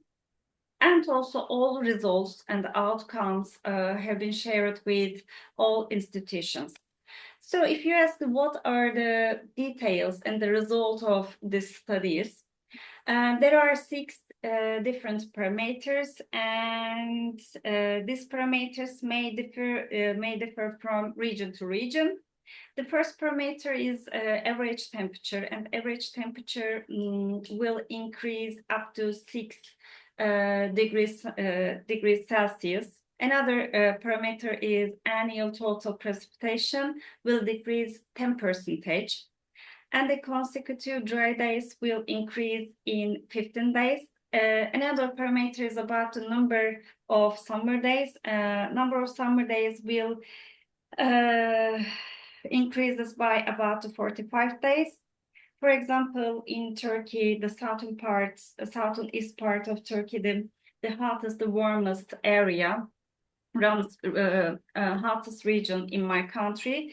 The number of the summer days means extending the summer season by 1.5 months. And another parameter is about the snow-covered areas, and our expectation end of our studies. Snow-covered areas will decrease approximately 44%, and we will and the last parameter is water potential will decrease 25% in my country. So we have talked about climate change. Now, as a result of climate change, we experience floods risk management plans and the drought management plans. First of all, I would like to talk about flood management plans. In Turkey, we completed flood risk management plans in 25 basins. You can see on the map. You can see on the map the green color is completed three basins, and the yellow color, which is the updated and the completed basins, and the blue one, updated periods for the EU flood directive, and the five basins studies are ongoing for this basin. And also, flood risk management plans include flood depth, flood hazard maps, flood evacuation plans, and also mitigation measures. This part, the last part, the mitigation measure part, is the one, the most important part for the flood risk management plans. On the right side of the slide, you can see there is a flood animation. This is the Bursa Gemlik season. You can see the inundation of flood. When we gain this animation on the site, we can analyze which street under stormwater and how many people directly affected by flooding. We can decide that all this kind of details in flood risk management plans. Another topic is about the drought management plans. It is quite similar to flood risk management plans because we have already completed drought management plans in 25 basins, and these plans based on drought analysis, water budget studies, drought risk maps, sectoral vulnerability analysis part, and the drought management plans, and then the last part is drought data website part. And the last part of my presentation and the last presentation is about forecasting and early warning system. It is divided into two main parts, and the first part is about the flood forecasting and early warning system, which is called TATUS. In this part, we have already completed 6 river basins. These were quite similar, quite new for us, and also this system helps us to reduce flood risk, improve preparedness, and to protect people and the infrastructure.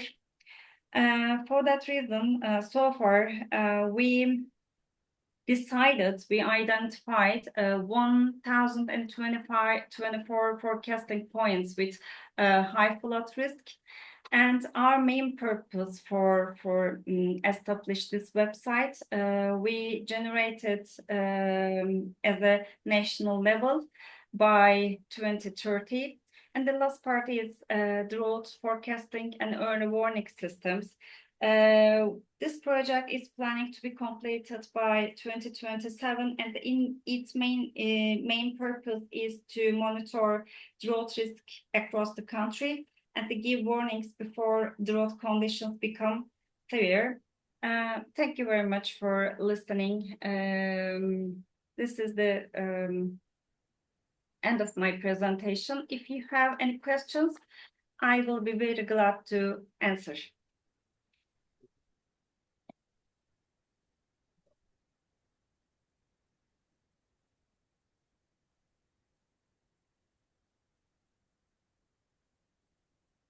Thank you very much, Elif. So let me start with you. First of all, I would request the chair to please say a few words about her presentation and then take question and answers. Gigi, sir, it's working. Please speak. First of all, I can't hear very well. I want to tell this part. I can't really hear very well. Okay. Can you hear me now? Is it okay? Yeah, I can hear you very clearly. Okay. The speaker is about to speak, sir. Please. Thank you.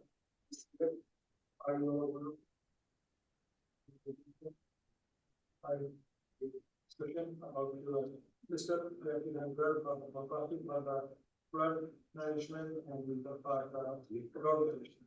Very impressive, and we will like to share some more insight from your experience in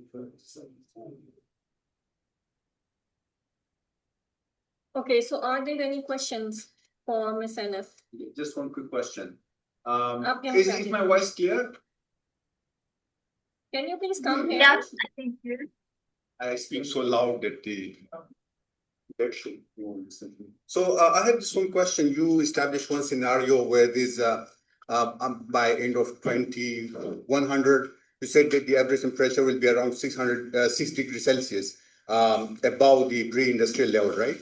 So this is the average temperature that you were speaking of. So it does mean that there will be certain areas in the world which will be experiencing, let's say, 10 degrees Celsius or even more of that locality. Meaning that the world will be collapsing. There will be like disasters, and there will be thunderstorm and cyclones, and so many things will be happening. So do you think that will be the end of the world? That's my funny question.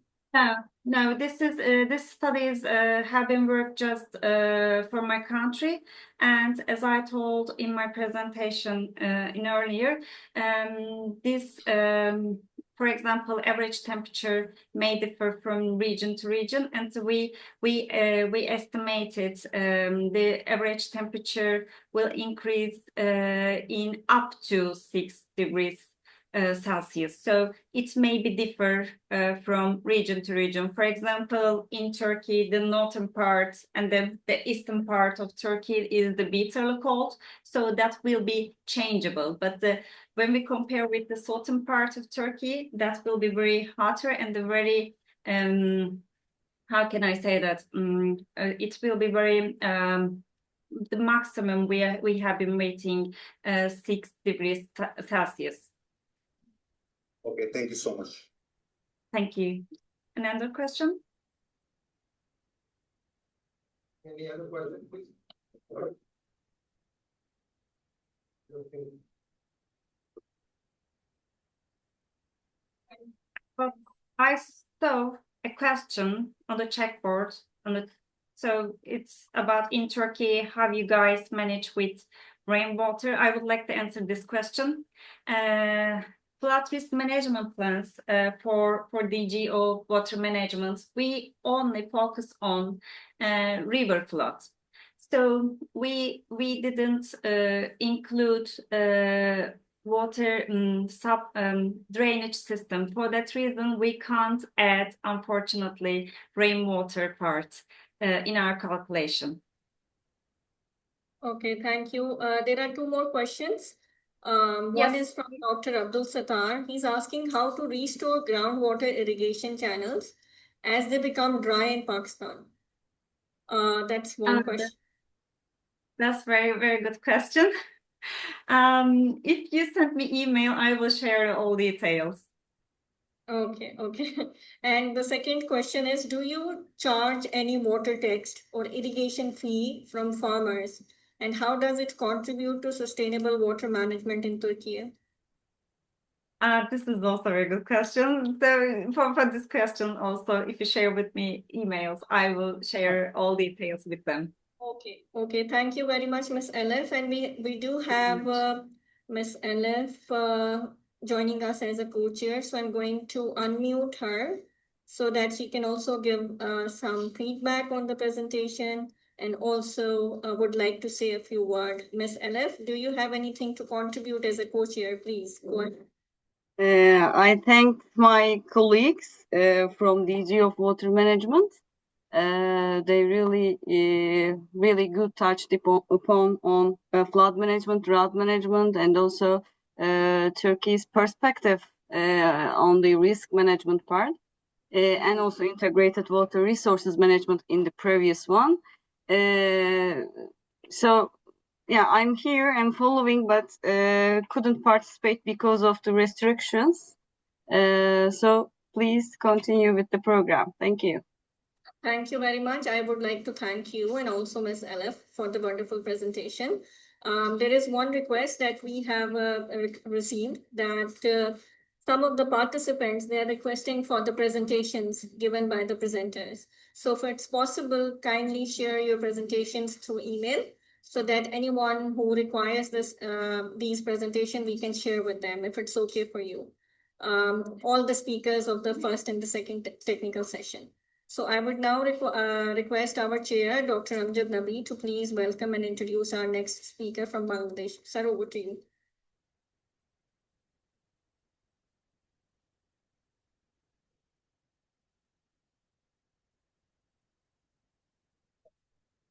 Assalamu alaikum. I would like to invite Dr.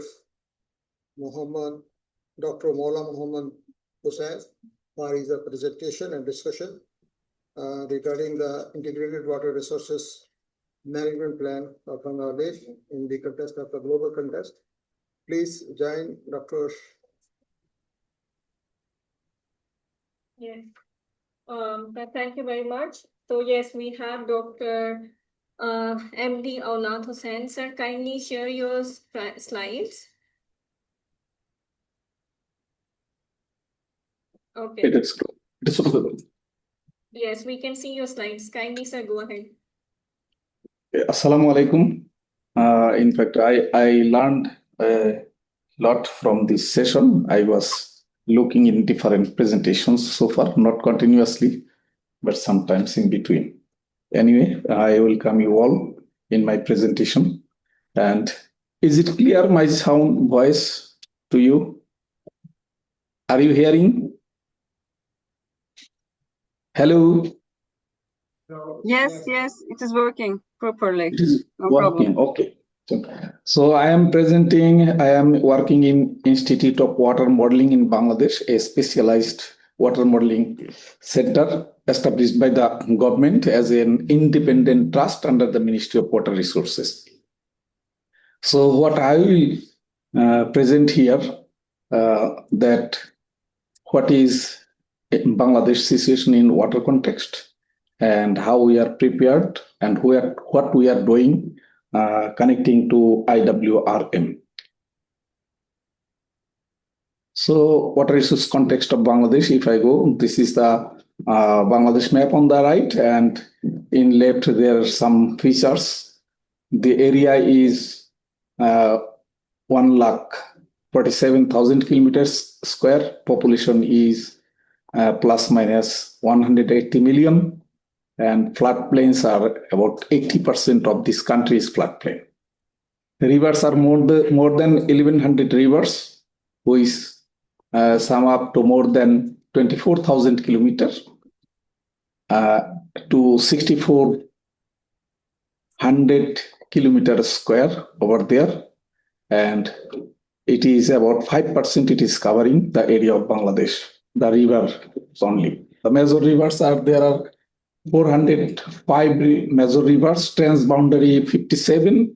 Among these 57, 54 is coming from India to Bangladesh, and rest 3 are coming from Myanmar. And there are a lot of canals, 6,500 plus canals, with more than 27,000 kilometers in total. And we have navigable route is about 6,000 in flood season, and it reduced to 38,000 kilometers in dry season. Other wetlands are there. It is more than 10,000 kilometers square, which is 7% of the land of the country. And we bear sediment of 1.2 billion ton, which comes mostly from India. Most ferocious river is Jamuna, widened up to 12 kilometers during the monsoon season. Flooding area is average 20% to 70% in very extreme event, and rainfall average is 2,700 millimeters. This is the hydrological situation you can see. And this is the big basin, Ganges, Brahmaputra, Meghna basin. Within that basin, this small part is Bangladesh, which is only 8% of the total basin area. That means we are carrying from these three basins, 92% area contributes their runoff through Bangladesh. And if this runoff is stopped for 1 year, entire Bangladesh will be under 20 feet deep water.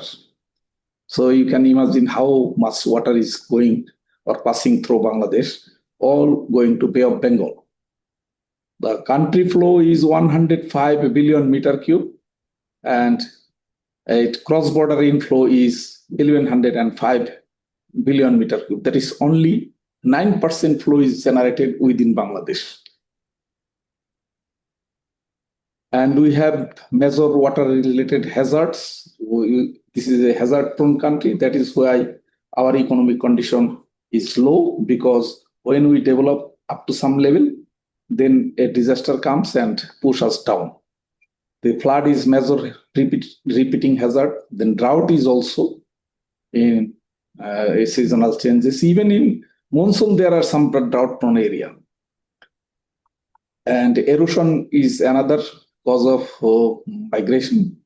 And cyclone is there. Repeatedly, it is hitting Bangladesh. Salinity front is moving inwards Bangladesh. Population is increasing. Climate change is adding in every disaster sector. You can see this is the Bangladesh flood-prone area. And these are different type of hazard. In the right map, you can see severe flash flood, modern flash flood, low flash flood, severe river flooding, low river flooding, moderate river flooding, severe tidal showers, moderate. So hardly any area is safe. We have mapped everything into GIS. So for any disaster planning or water resource planning, we can overlay and utilize this thing. The floods cause economic loss of about 1 to 2 billion when it is severe. And in 2020 flood, the damage was for the home state, more than 400,000 homes were destroyed.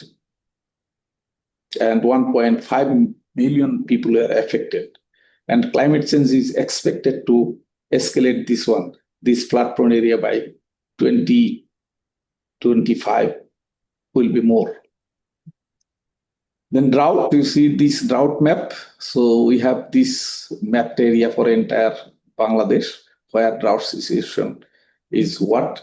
It impacts agriculture and food security very negatively. Water resource, it pulls down the ground water depletion from 1 meter to 2 meter, reduce the river flow, water scarcity. For 20 million people suffers from this drinking water due to drought.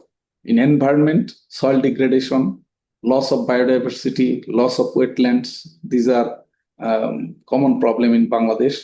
Socioeconomic impacts, if we look into it, poverty and displacement due to erosion or over salinity, health issues, economic losses, these are happening. Climate change may increase the frequency of this disaster 20 to 30%. What I am giving the information all came out from our different studies. And erosion is another area, big cause of migration. Annual land loss is 8,000 to 10,000 hectares. Annual displacement is 50 to 200 K people. Agricultural loss is 500 million to $1 billion.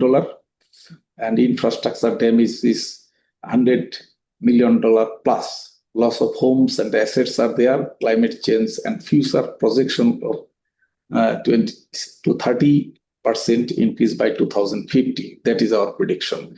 In the right map, you can see the erosion-prone area along the big rivers, all red colors. These are mostly erosion-prone area. And we develop our model to forecast those things for different sectors. And impact of sea level rise. Using the IPCC forecast, we have seen that 1 PPT line will it is 7,000 kilometers square, and 2 PPT it is 8,400 kilometers square in different way. Surface water salinity, you can see in the map in the bottom area, blue area. Here is the Sundarban, one of the World Heritage that is degrading by this surface water salinity change. And pollution is also there. From the pollution, a lot of disease is being happening, and drinking water, agriculture water is being reduced. And We have done some water balance, considering our local administrative area. We prepared that. You see that in the November, when water balance situation is here, 2% of Upazila is under water scarcity in November, because before that, monsoon was there. At the end of the monsoon, there are a lot of research and water balance shows good condition, only 2% area. But in mid-May, it is 87% of the Upazilas are under water scarcity. All these we have estimated through our different models. And the irrigation by surface water, you can see this surface water irrigation is here, which is, I think, we prefer surface water irrigation, but we do not prefer groundwater irrigation. That causes a lot of problem. If we abstract groundwater, the groundwater table, if it depletes, it harms to the green areas or any vegetations. The water table, if it goes lower than the root zone, then it impacts. So all the scarcities are problems, disaster I have shown. Now we say how we handle it to support implementation of IWRM in Bangladesh. This is the big basin, big area. So we made a model, ZBM model we call it, Ganges, Brahmaputra, Meghna River model. These are locations where we generate the data of runoff and flow. Then we have prepared this basin level, bigger basin level model here in IWM. In that area, you see some area is Uttar Pradesh, you can see some area is Nepal, Bangladesh, Jharkhand, in different area, ultimately to Bangladesh. Then we have national model. We have separated Bangladesh in 8 hydrological regions. So accordingly, we have developed our hydrologic and hydrodynamic models covering entire Bangladesh, which gets input from that total basin of the ZBM basin. Then these models are run. You see, even each of this region has separate model. They can run separately when we go into deeper, say from macro level to medium level to micro level, then we go in a deeper level model. And this model IWM is maintaining for Bangladesh. We always keep it updated, calibrate it. So here you can see the after one calibration, you can see it was done in probably in 2024. And when the model is ready, I show you one example of the model. We can generate this kind of simulation. In the river, you can see also in the floodplain, the changes in the floodplain. So if we make any intervention, say embankment or roads or any other projects, then with project, this will change. Based on that change, we see who are impacted. And accordingly, in the concept of IWRM, all the stakeholders, water users, the relevant organizations are consulted. And in holistic way, the plan is done using this kind of models. I'll not go into model detail. This is groundwater modeling. You see in groundwater, it is declining in one location, I can see. So year by year, the groundwater is declining. Another is erosion modeling tool we have developed. We monitor ECR where the erosion will happen, and accordingly, we support the government with the options, what measure they can take. And we have cyclone storms. You see all the cyclone paths here. And we have cyclone simulation model, how it will propagate and inundate the area. So this was done for 2007, a big cyclone in Bangladesh, but we can prepare it for any cyclone. So if we know beforehand in which direction cyclone is coming, then we can generate this kind of map, and accordingly government can take measures for preparation and adaptive measures they can implement in the ground. In that way, IWRM helps to the government of Bangladesh. This is salinity intrusion model. What will happen with some sea level rise condition in 2050 and 2100? These are the lines, how much it will propagate, that we can estimate from our models. This is a salinity propagation model. You can see from Bay of Bengal how it is moving. So this way we support the government. Now I will discuss about some projects of Bangladesh, and then we will discuss how it fits within IWRM. I think so far in Bangladesh, no project has completely fulfilled the IWRM requirement, but some partially it meet the requirements. And we are day by day, we are also increasing to incorporate IWM items to consider in each of our project. In the left side map, you see these are the water resource projects. More than 970 projects are there in Bangladesh. Embankment is about 16,000 kilometers plus, and hydraulic structure is more than 14,000, and river protection works are more than 1,500 kilometers, and dredging works more than 5,000 kilometers. Irrigation projects are 180 plus. So these are location maps you can see here, and now it is more and more, it is increasing. We have, this is structural measures in a way we are managing our water resources. And for disaster, we have also non-structural measures.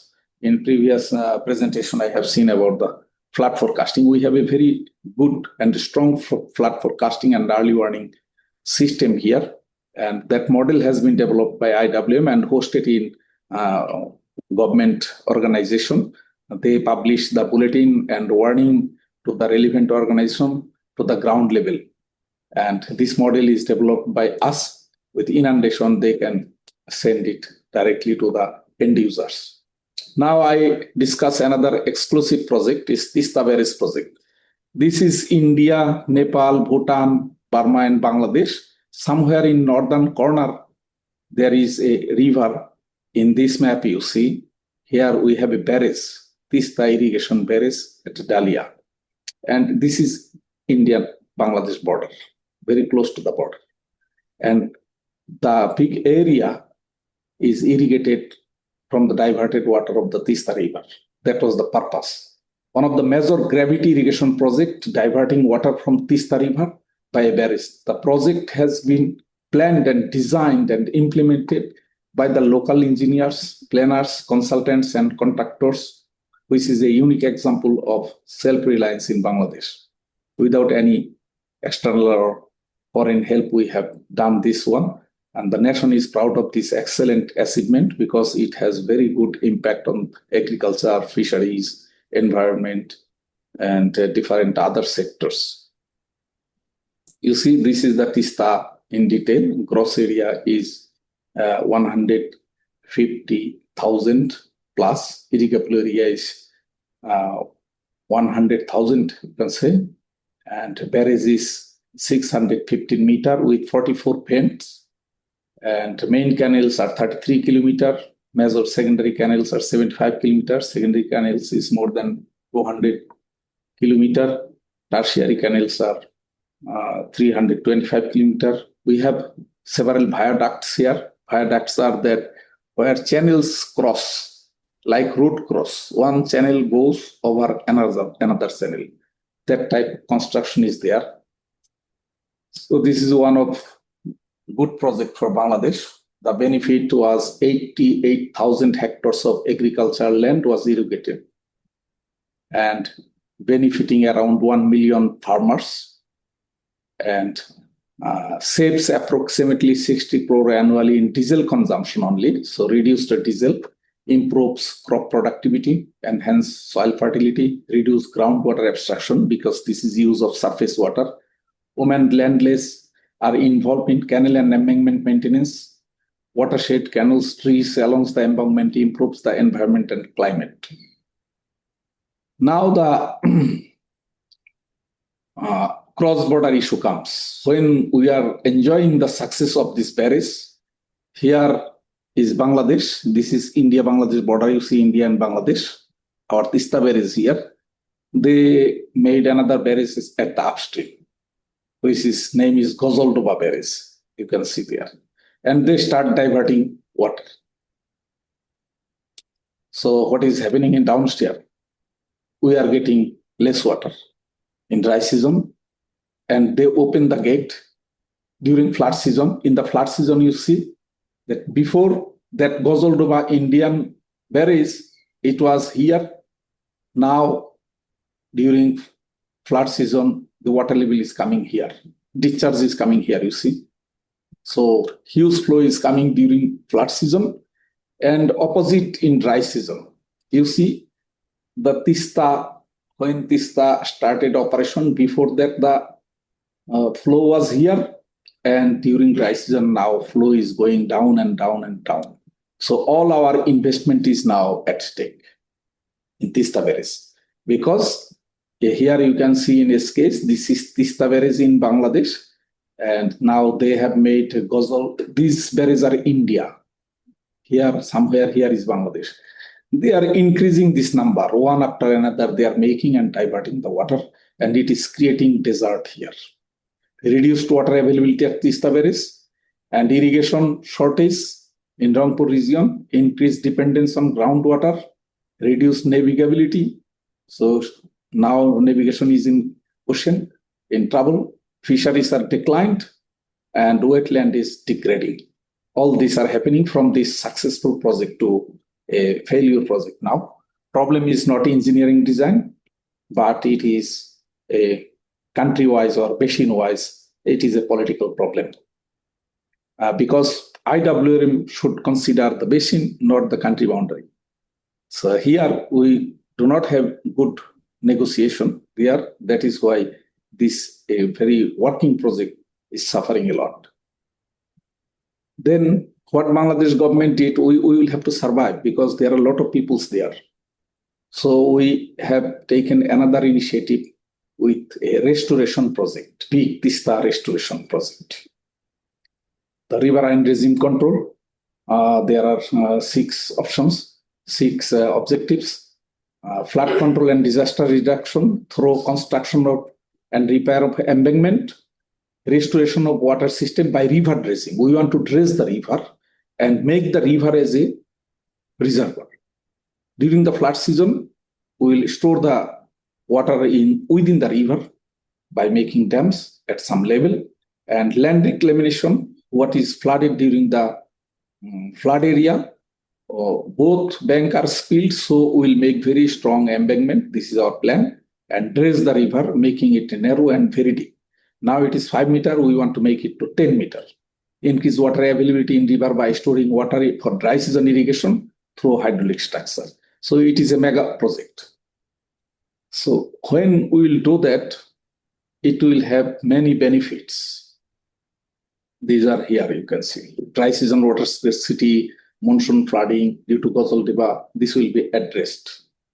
And river restoration stabilization will be done. Expected benefit is improved agriculture, livelihood, and ecosystem health, data-driven basin management, and climate resilient.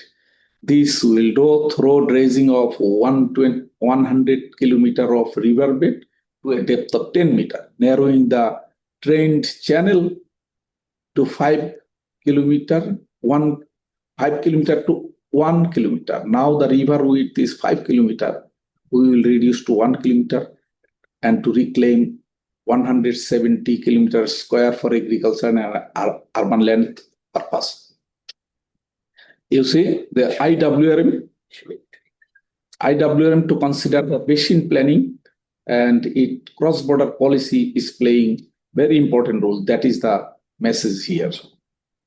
Another project is Farakka and Padma barrage, one of the very burning issue with us and India. This is Farakka, you see. This is small Bangladesh area. This is GBM basin. Just 18 kilometers from the border, these big river system, they have made a barrage here, like Farakka barrage, and they divert water. Why they divert? They divert water to make one river, Hooghly River, navigable because they have a Kolkata port and that river was dying, and to make that port operational, they divert the water from there. This is Bangladesh border, you see. So they're taking away the water. This is creating huge problem with us.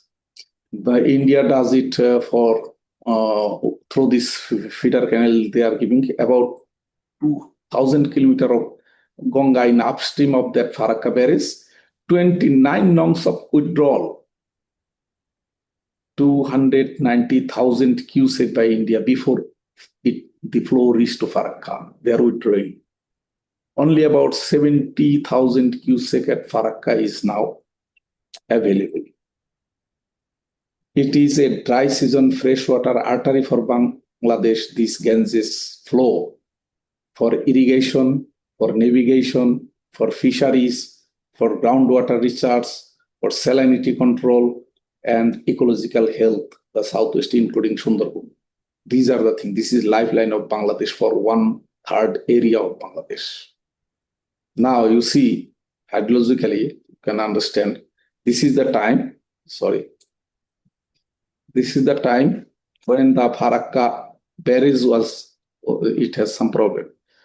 Before that and after that, you can see in the chart what happened. And impact on India is also.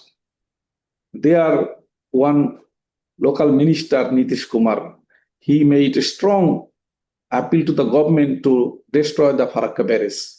Because in Patna, in different parts of Patna, 12 other districts in Bihar flooded by swelling the Ganges River because of this Farakka river.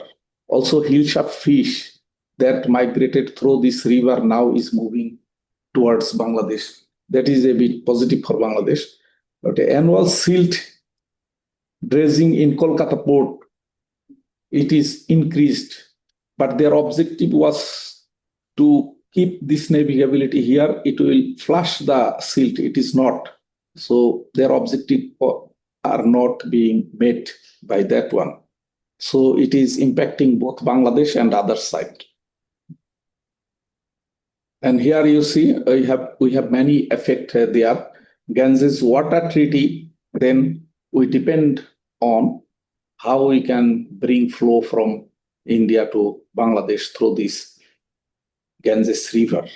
The availability, the treaty items was that if it is less than 70,000 cubic at Farakka, not at upstream, then India share 50 with Bangladesh 50%. But if it is more than 70,000 cubic up to 75,000, the balance flow, 35,000 will be Bangladesh. If it is more than 75,000, then 40,000 cubic will be taken by India and balance flow will flow through Bangladesh. That is the treaty. And this treaty, before the treaty in 1975, they started operating the Farakka, and first water sharing agreement was done in 1997, and then Ganges Treaty was fully signed. It was partly signed that time, fully signed on 1996, and from 97 to 97, these are the steps in different steps of the Farakka Ganges Treaty. But in downstream impacts in Bangladesh, reduced dry season flow in the Padma River, Ganga River, Ganges River, renamed in Bangladesh as Padma River, weak flow in distributaries, such as Big Korai area is totally dried up, and higher salinity risk in southwest, and stress on irrigation and navigation fisheries ecosystem. Then government take an initiative that since water flow is reduced through this, and this Ganges Treaty is going to end this year, December 2026, December treaty will end. We don't know the future. If India does not agree with us, then we will have to survive. That is why government has taken an initiative to make a barrage in Padma River. This is Ganges coming through, and this whole area is dependent on this Ganges flow. Now, it is decided that we will build a barrage here, and in this area, we will store the water. And that stored water will feed water through this Gorai River that will push down the dry season salinity a bit.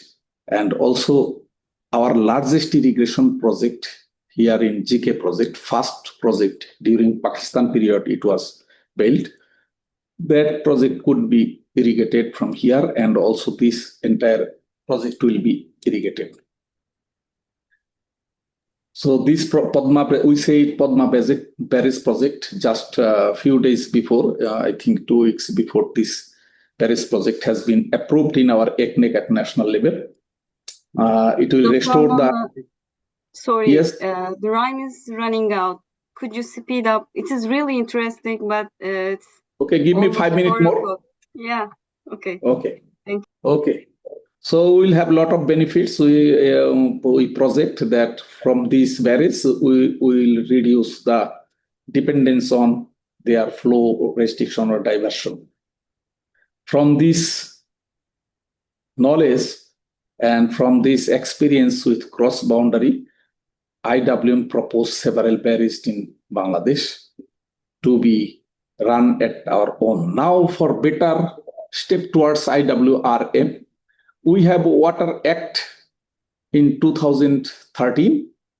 This is a domestic water integration, and it has clear guidance on water use.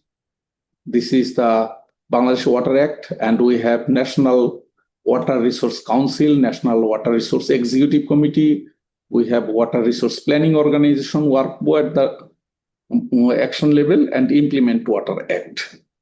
And we have Bangladesh Delta Plan with the concept of IWRM. It is Delta Plan 2100. That is a biggest plan with holistic concept, including the cross-boundary, fully complied with the IWRM. That plan is now being implemented. This is the advantage and goal of this Bangladesh Delta Plan is eliminate extreme poverty by 2030, achieve upper middle income country status by 2030. Being a prosperous country, it has 6 Delta goals. And then we come to IWRM, where Bangladesh is in SDG target 6.5. By 2030, the IWRM will be implemented at all levels. And this is global status. But in Bangladesh, I have showed you Podda Bridge, what is coming up. You see, Podda Bridge barrage project, all the greens complies with IWRM framework. This is partly complied, this is partly complied, one is unknown. So in that way, we have a matrix that how it fits with total IWRM concept. For Padma Bridge, in the left, you can see 25 items, requirements to fulfill the IWRM there. And also Tista project, mostly complied or partly complied. There are some unmatched. Unmatched is very few.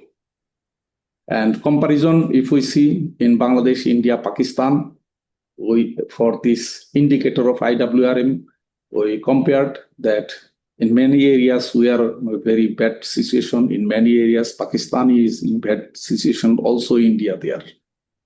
And also you can see these are the checklist.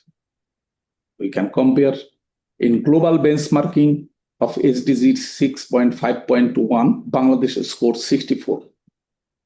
You know that UNEP, GWP, Global Water Partnership, and UN Water, they have 33 questions covering 4 main pillars of enabling environment institutions and management instruments and financing.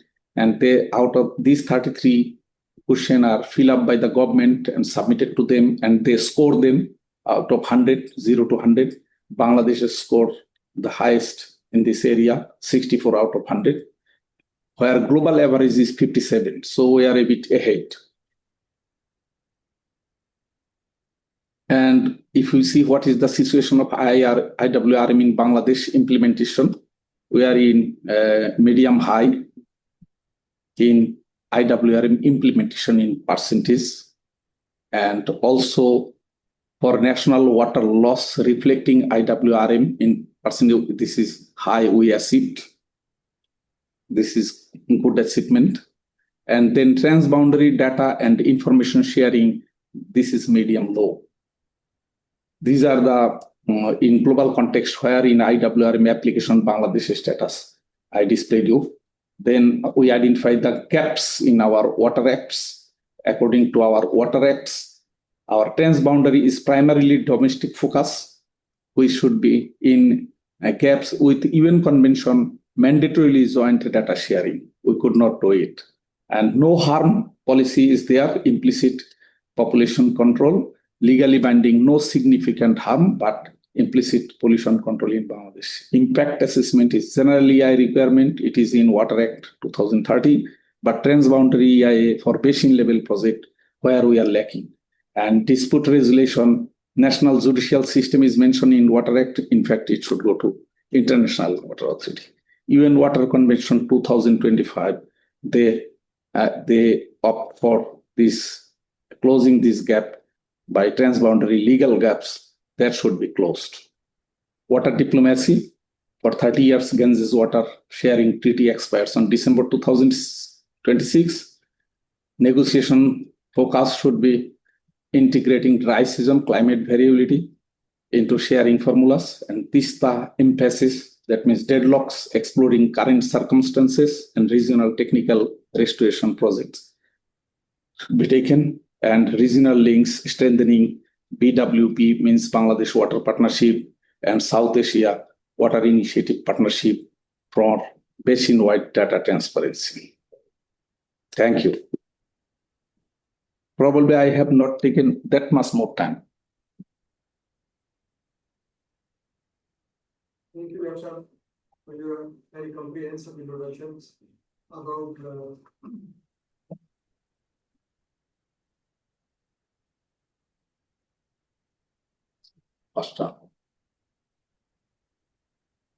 About your water system in the Bangladesh, the flood context, dividing the damage, about the losses, erosion, land losses, displacements, transboundary issues with idea on the arm, and also about the water scarcities, irrigation water system, irrigation groundwater system, modeling tools, for supporting the integrated water sources management, national plan, regional plan, 1D and 2D modeling simulations, groundwater models, erosion, monitoring flood models, cyclone and strong modeling, salinity fluid modeling, flood production and management, flow forecasting system. And finally, we have nicely present overall the picture of integrated water resources, benchmarks, achievement based on UNIP. Based on the SDGs target 6.5. Yeah. Yes. And you have comprehensively highlighted your different dams like Afar dams and your Madama dam, Ebraj and Farad Raj and Ganga water territory. 50% share with India. And you also have comprehensively highlighted the things related to your, these are your comprehensive about your integrated water source management and including your management plan, restoration plans. Really is a very, very, very informative information and presentation. And I really appreciate your discussions. And the Bangladeshi experience actually is clearly demonstrated improvement of the integrated policy, stakeholder participation for the effective implementation of the integrated water sources. And also Bangladesh established how integrated water resources management provides a comprehensive framework for the balancing social, economic, and environmental needs within a complex hydrological systems. And also, the Bangladesh system shows that how water resources management can contribute to the sustainable water resources management and climate resilience through the coordinated planning, stakeholder and community engagement. And finally, he addressed the different institution and the sound planning, reliable hydrometeorological information, stakeholder and community participation are essential for the building the resilient water resources and reducing the effects of floods and droughts. Really is very impressive, very useful information and very comprehensive. Thank you, Doctor. I would like to again thanks to Dr. Mola Muhammad Alwat Hussain is specialized in flood forecasting system developing for Bangladesh using GIS, remote sensing, and artificial intelligence.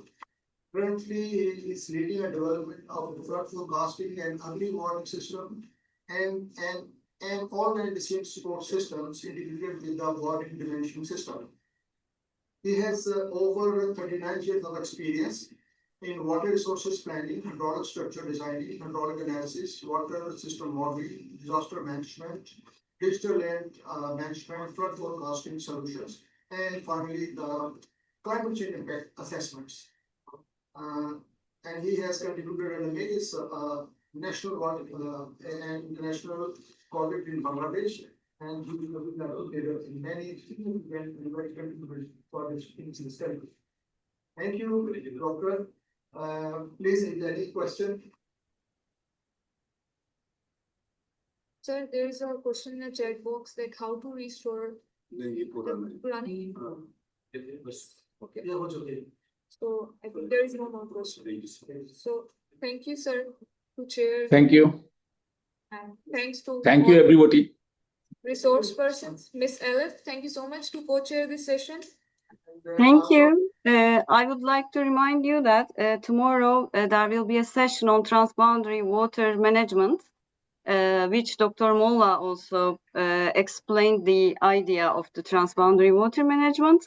And actually, we all assume that Bangladesh is abundance of water, but it is interesting to hear that especially in dry periods, it suffers. So water dialogue is very important between countries, upstream or downstream. We have same situations in our country. We are at the same time downstream and upstream country. So we have several transboundary discussions with our counterparts, with the riparian countries. Tomorrow, my colleague will explain our experiences on, especially on the Euphrates and Tigris rivers. So I would like to highlight the importance of transboundary water management. So thank you, Dr. Molla, to touch upon this issue. Thank you. Thank you. I invite you all to IWM Bangladesh whenever you get any chance. Thank you. Thank you. Thank you, Dr. Ali. On the behalf of our Islamabad office, I really appreciate your support and your comments for this for the closing for the session. Thank you. Thank you. Bye. That's all for today. Inshallah, we will resume the next session tomorrow at 11:30. Thank you. Thank you. Miss मुझे बताएं जो लोग यहाँ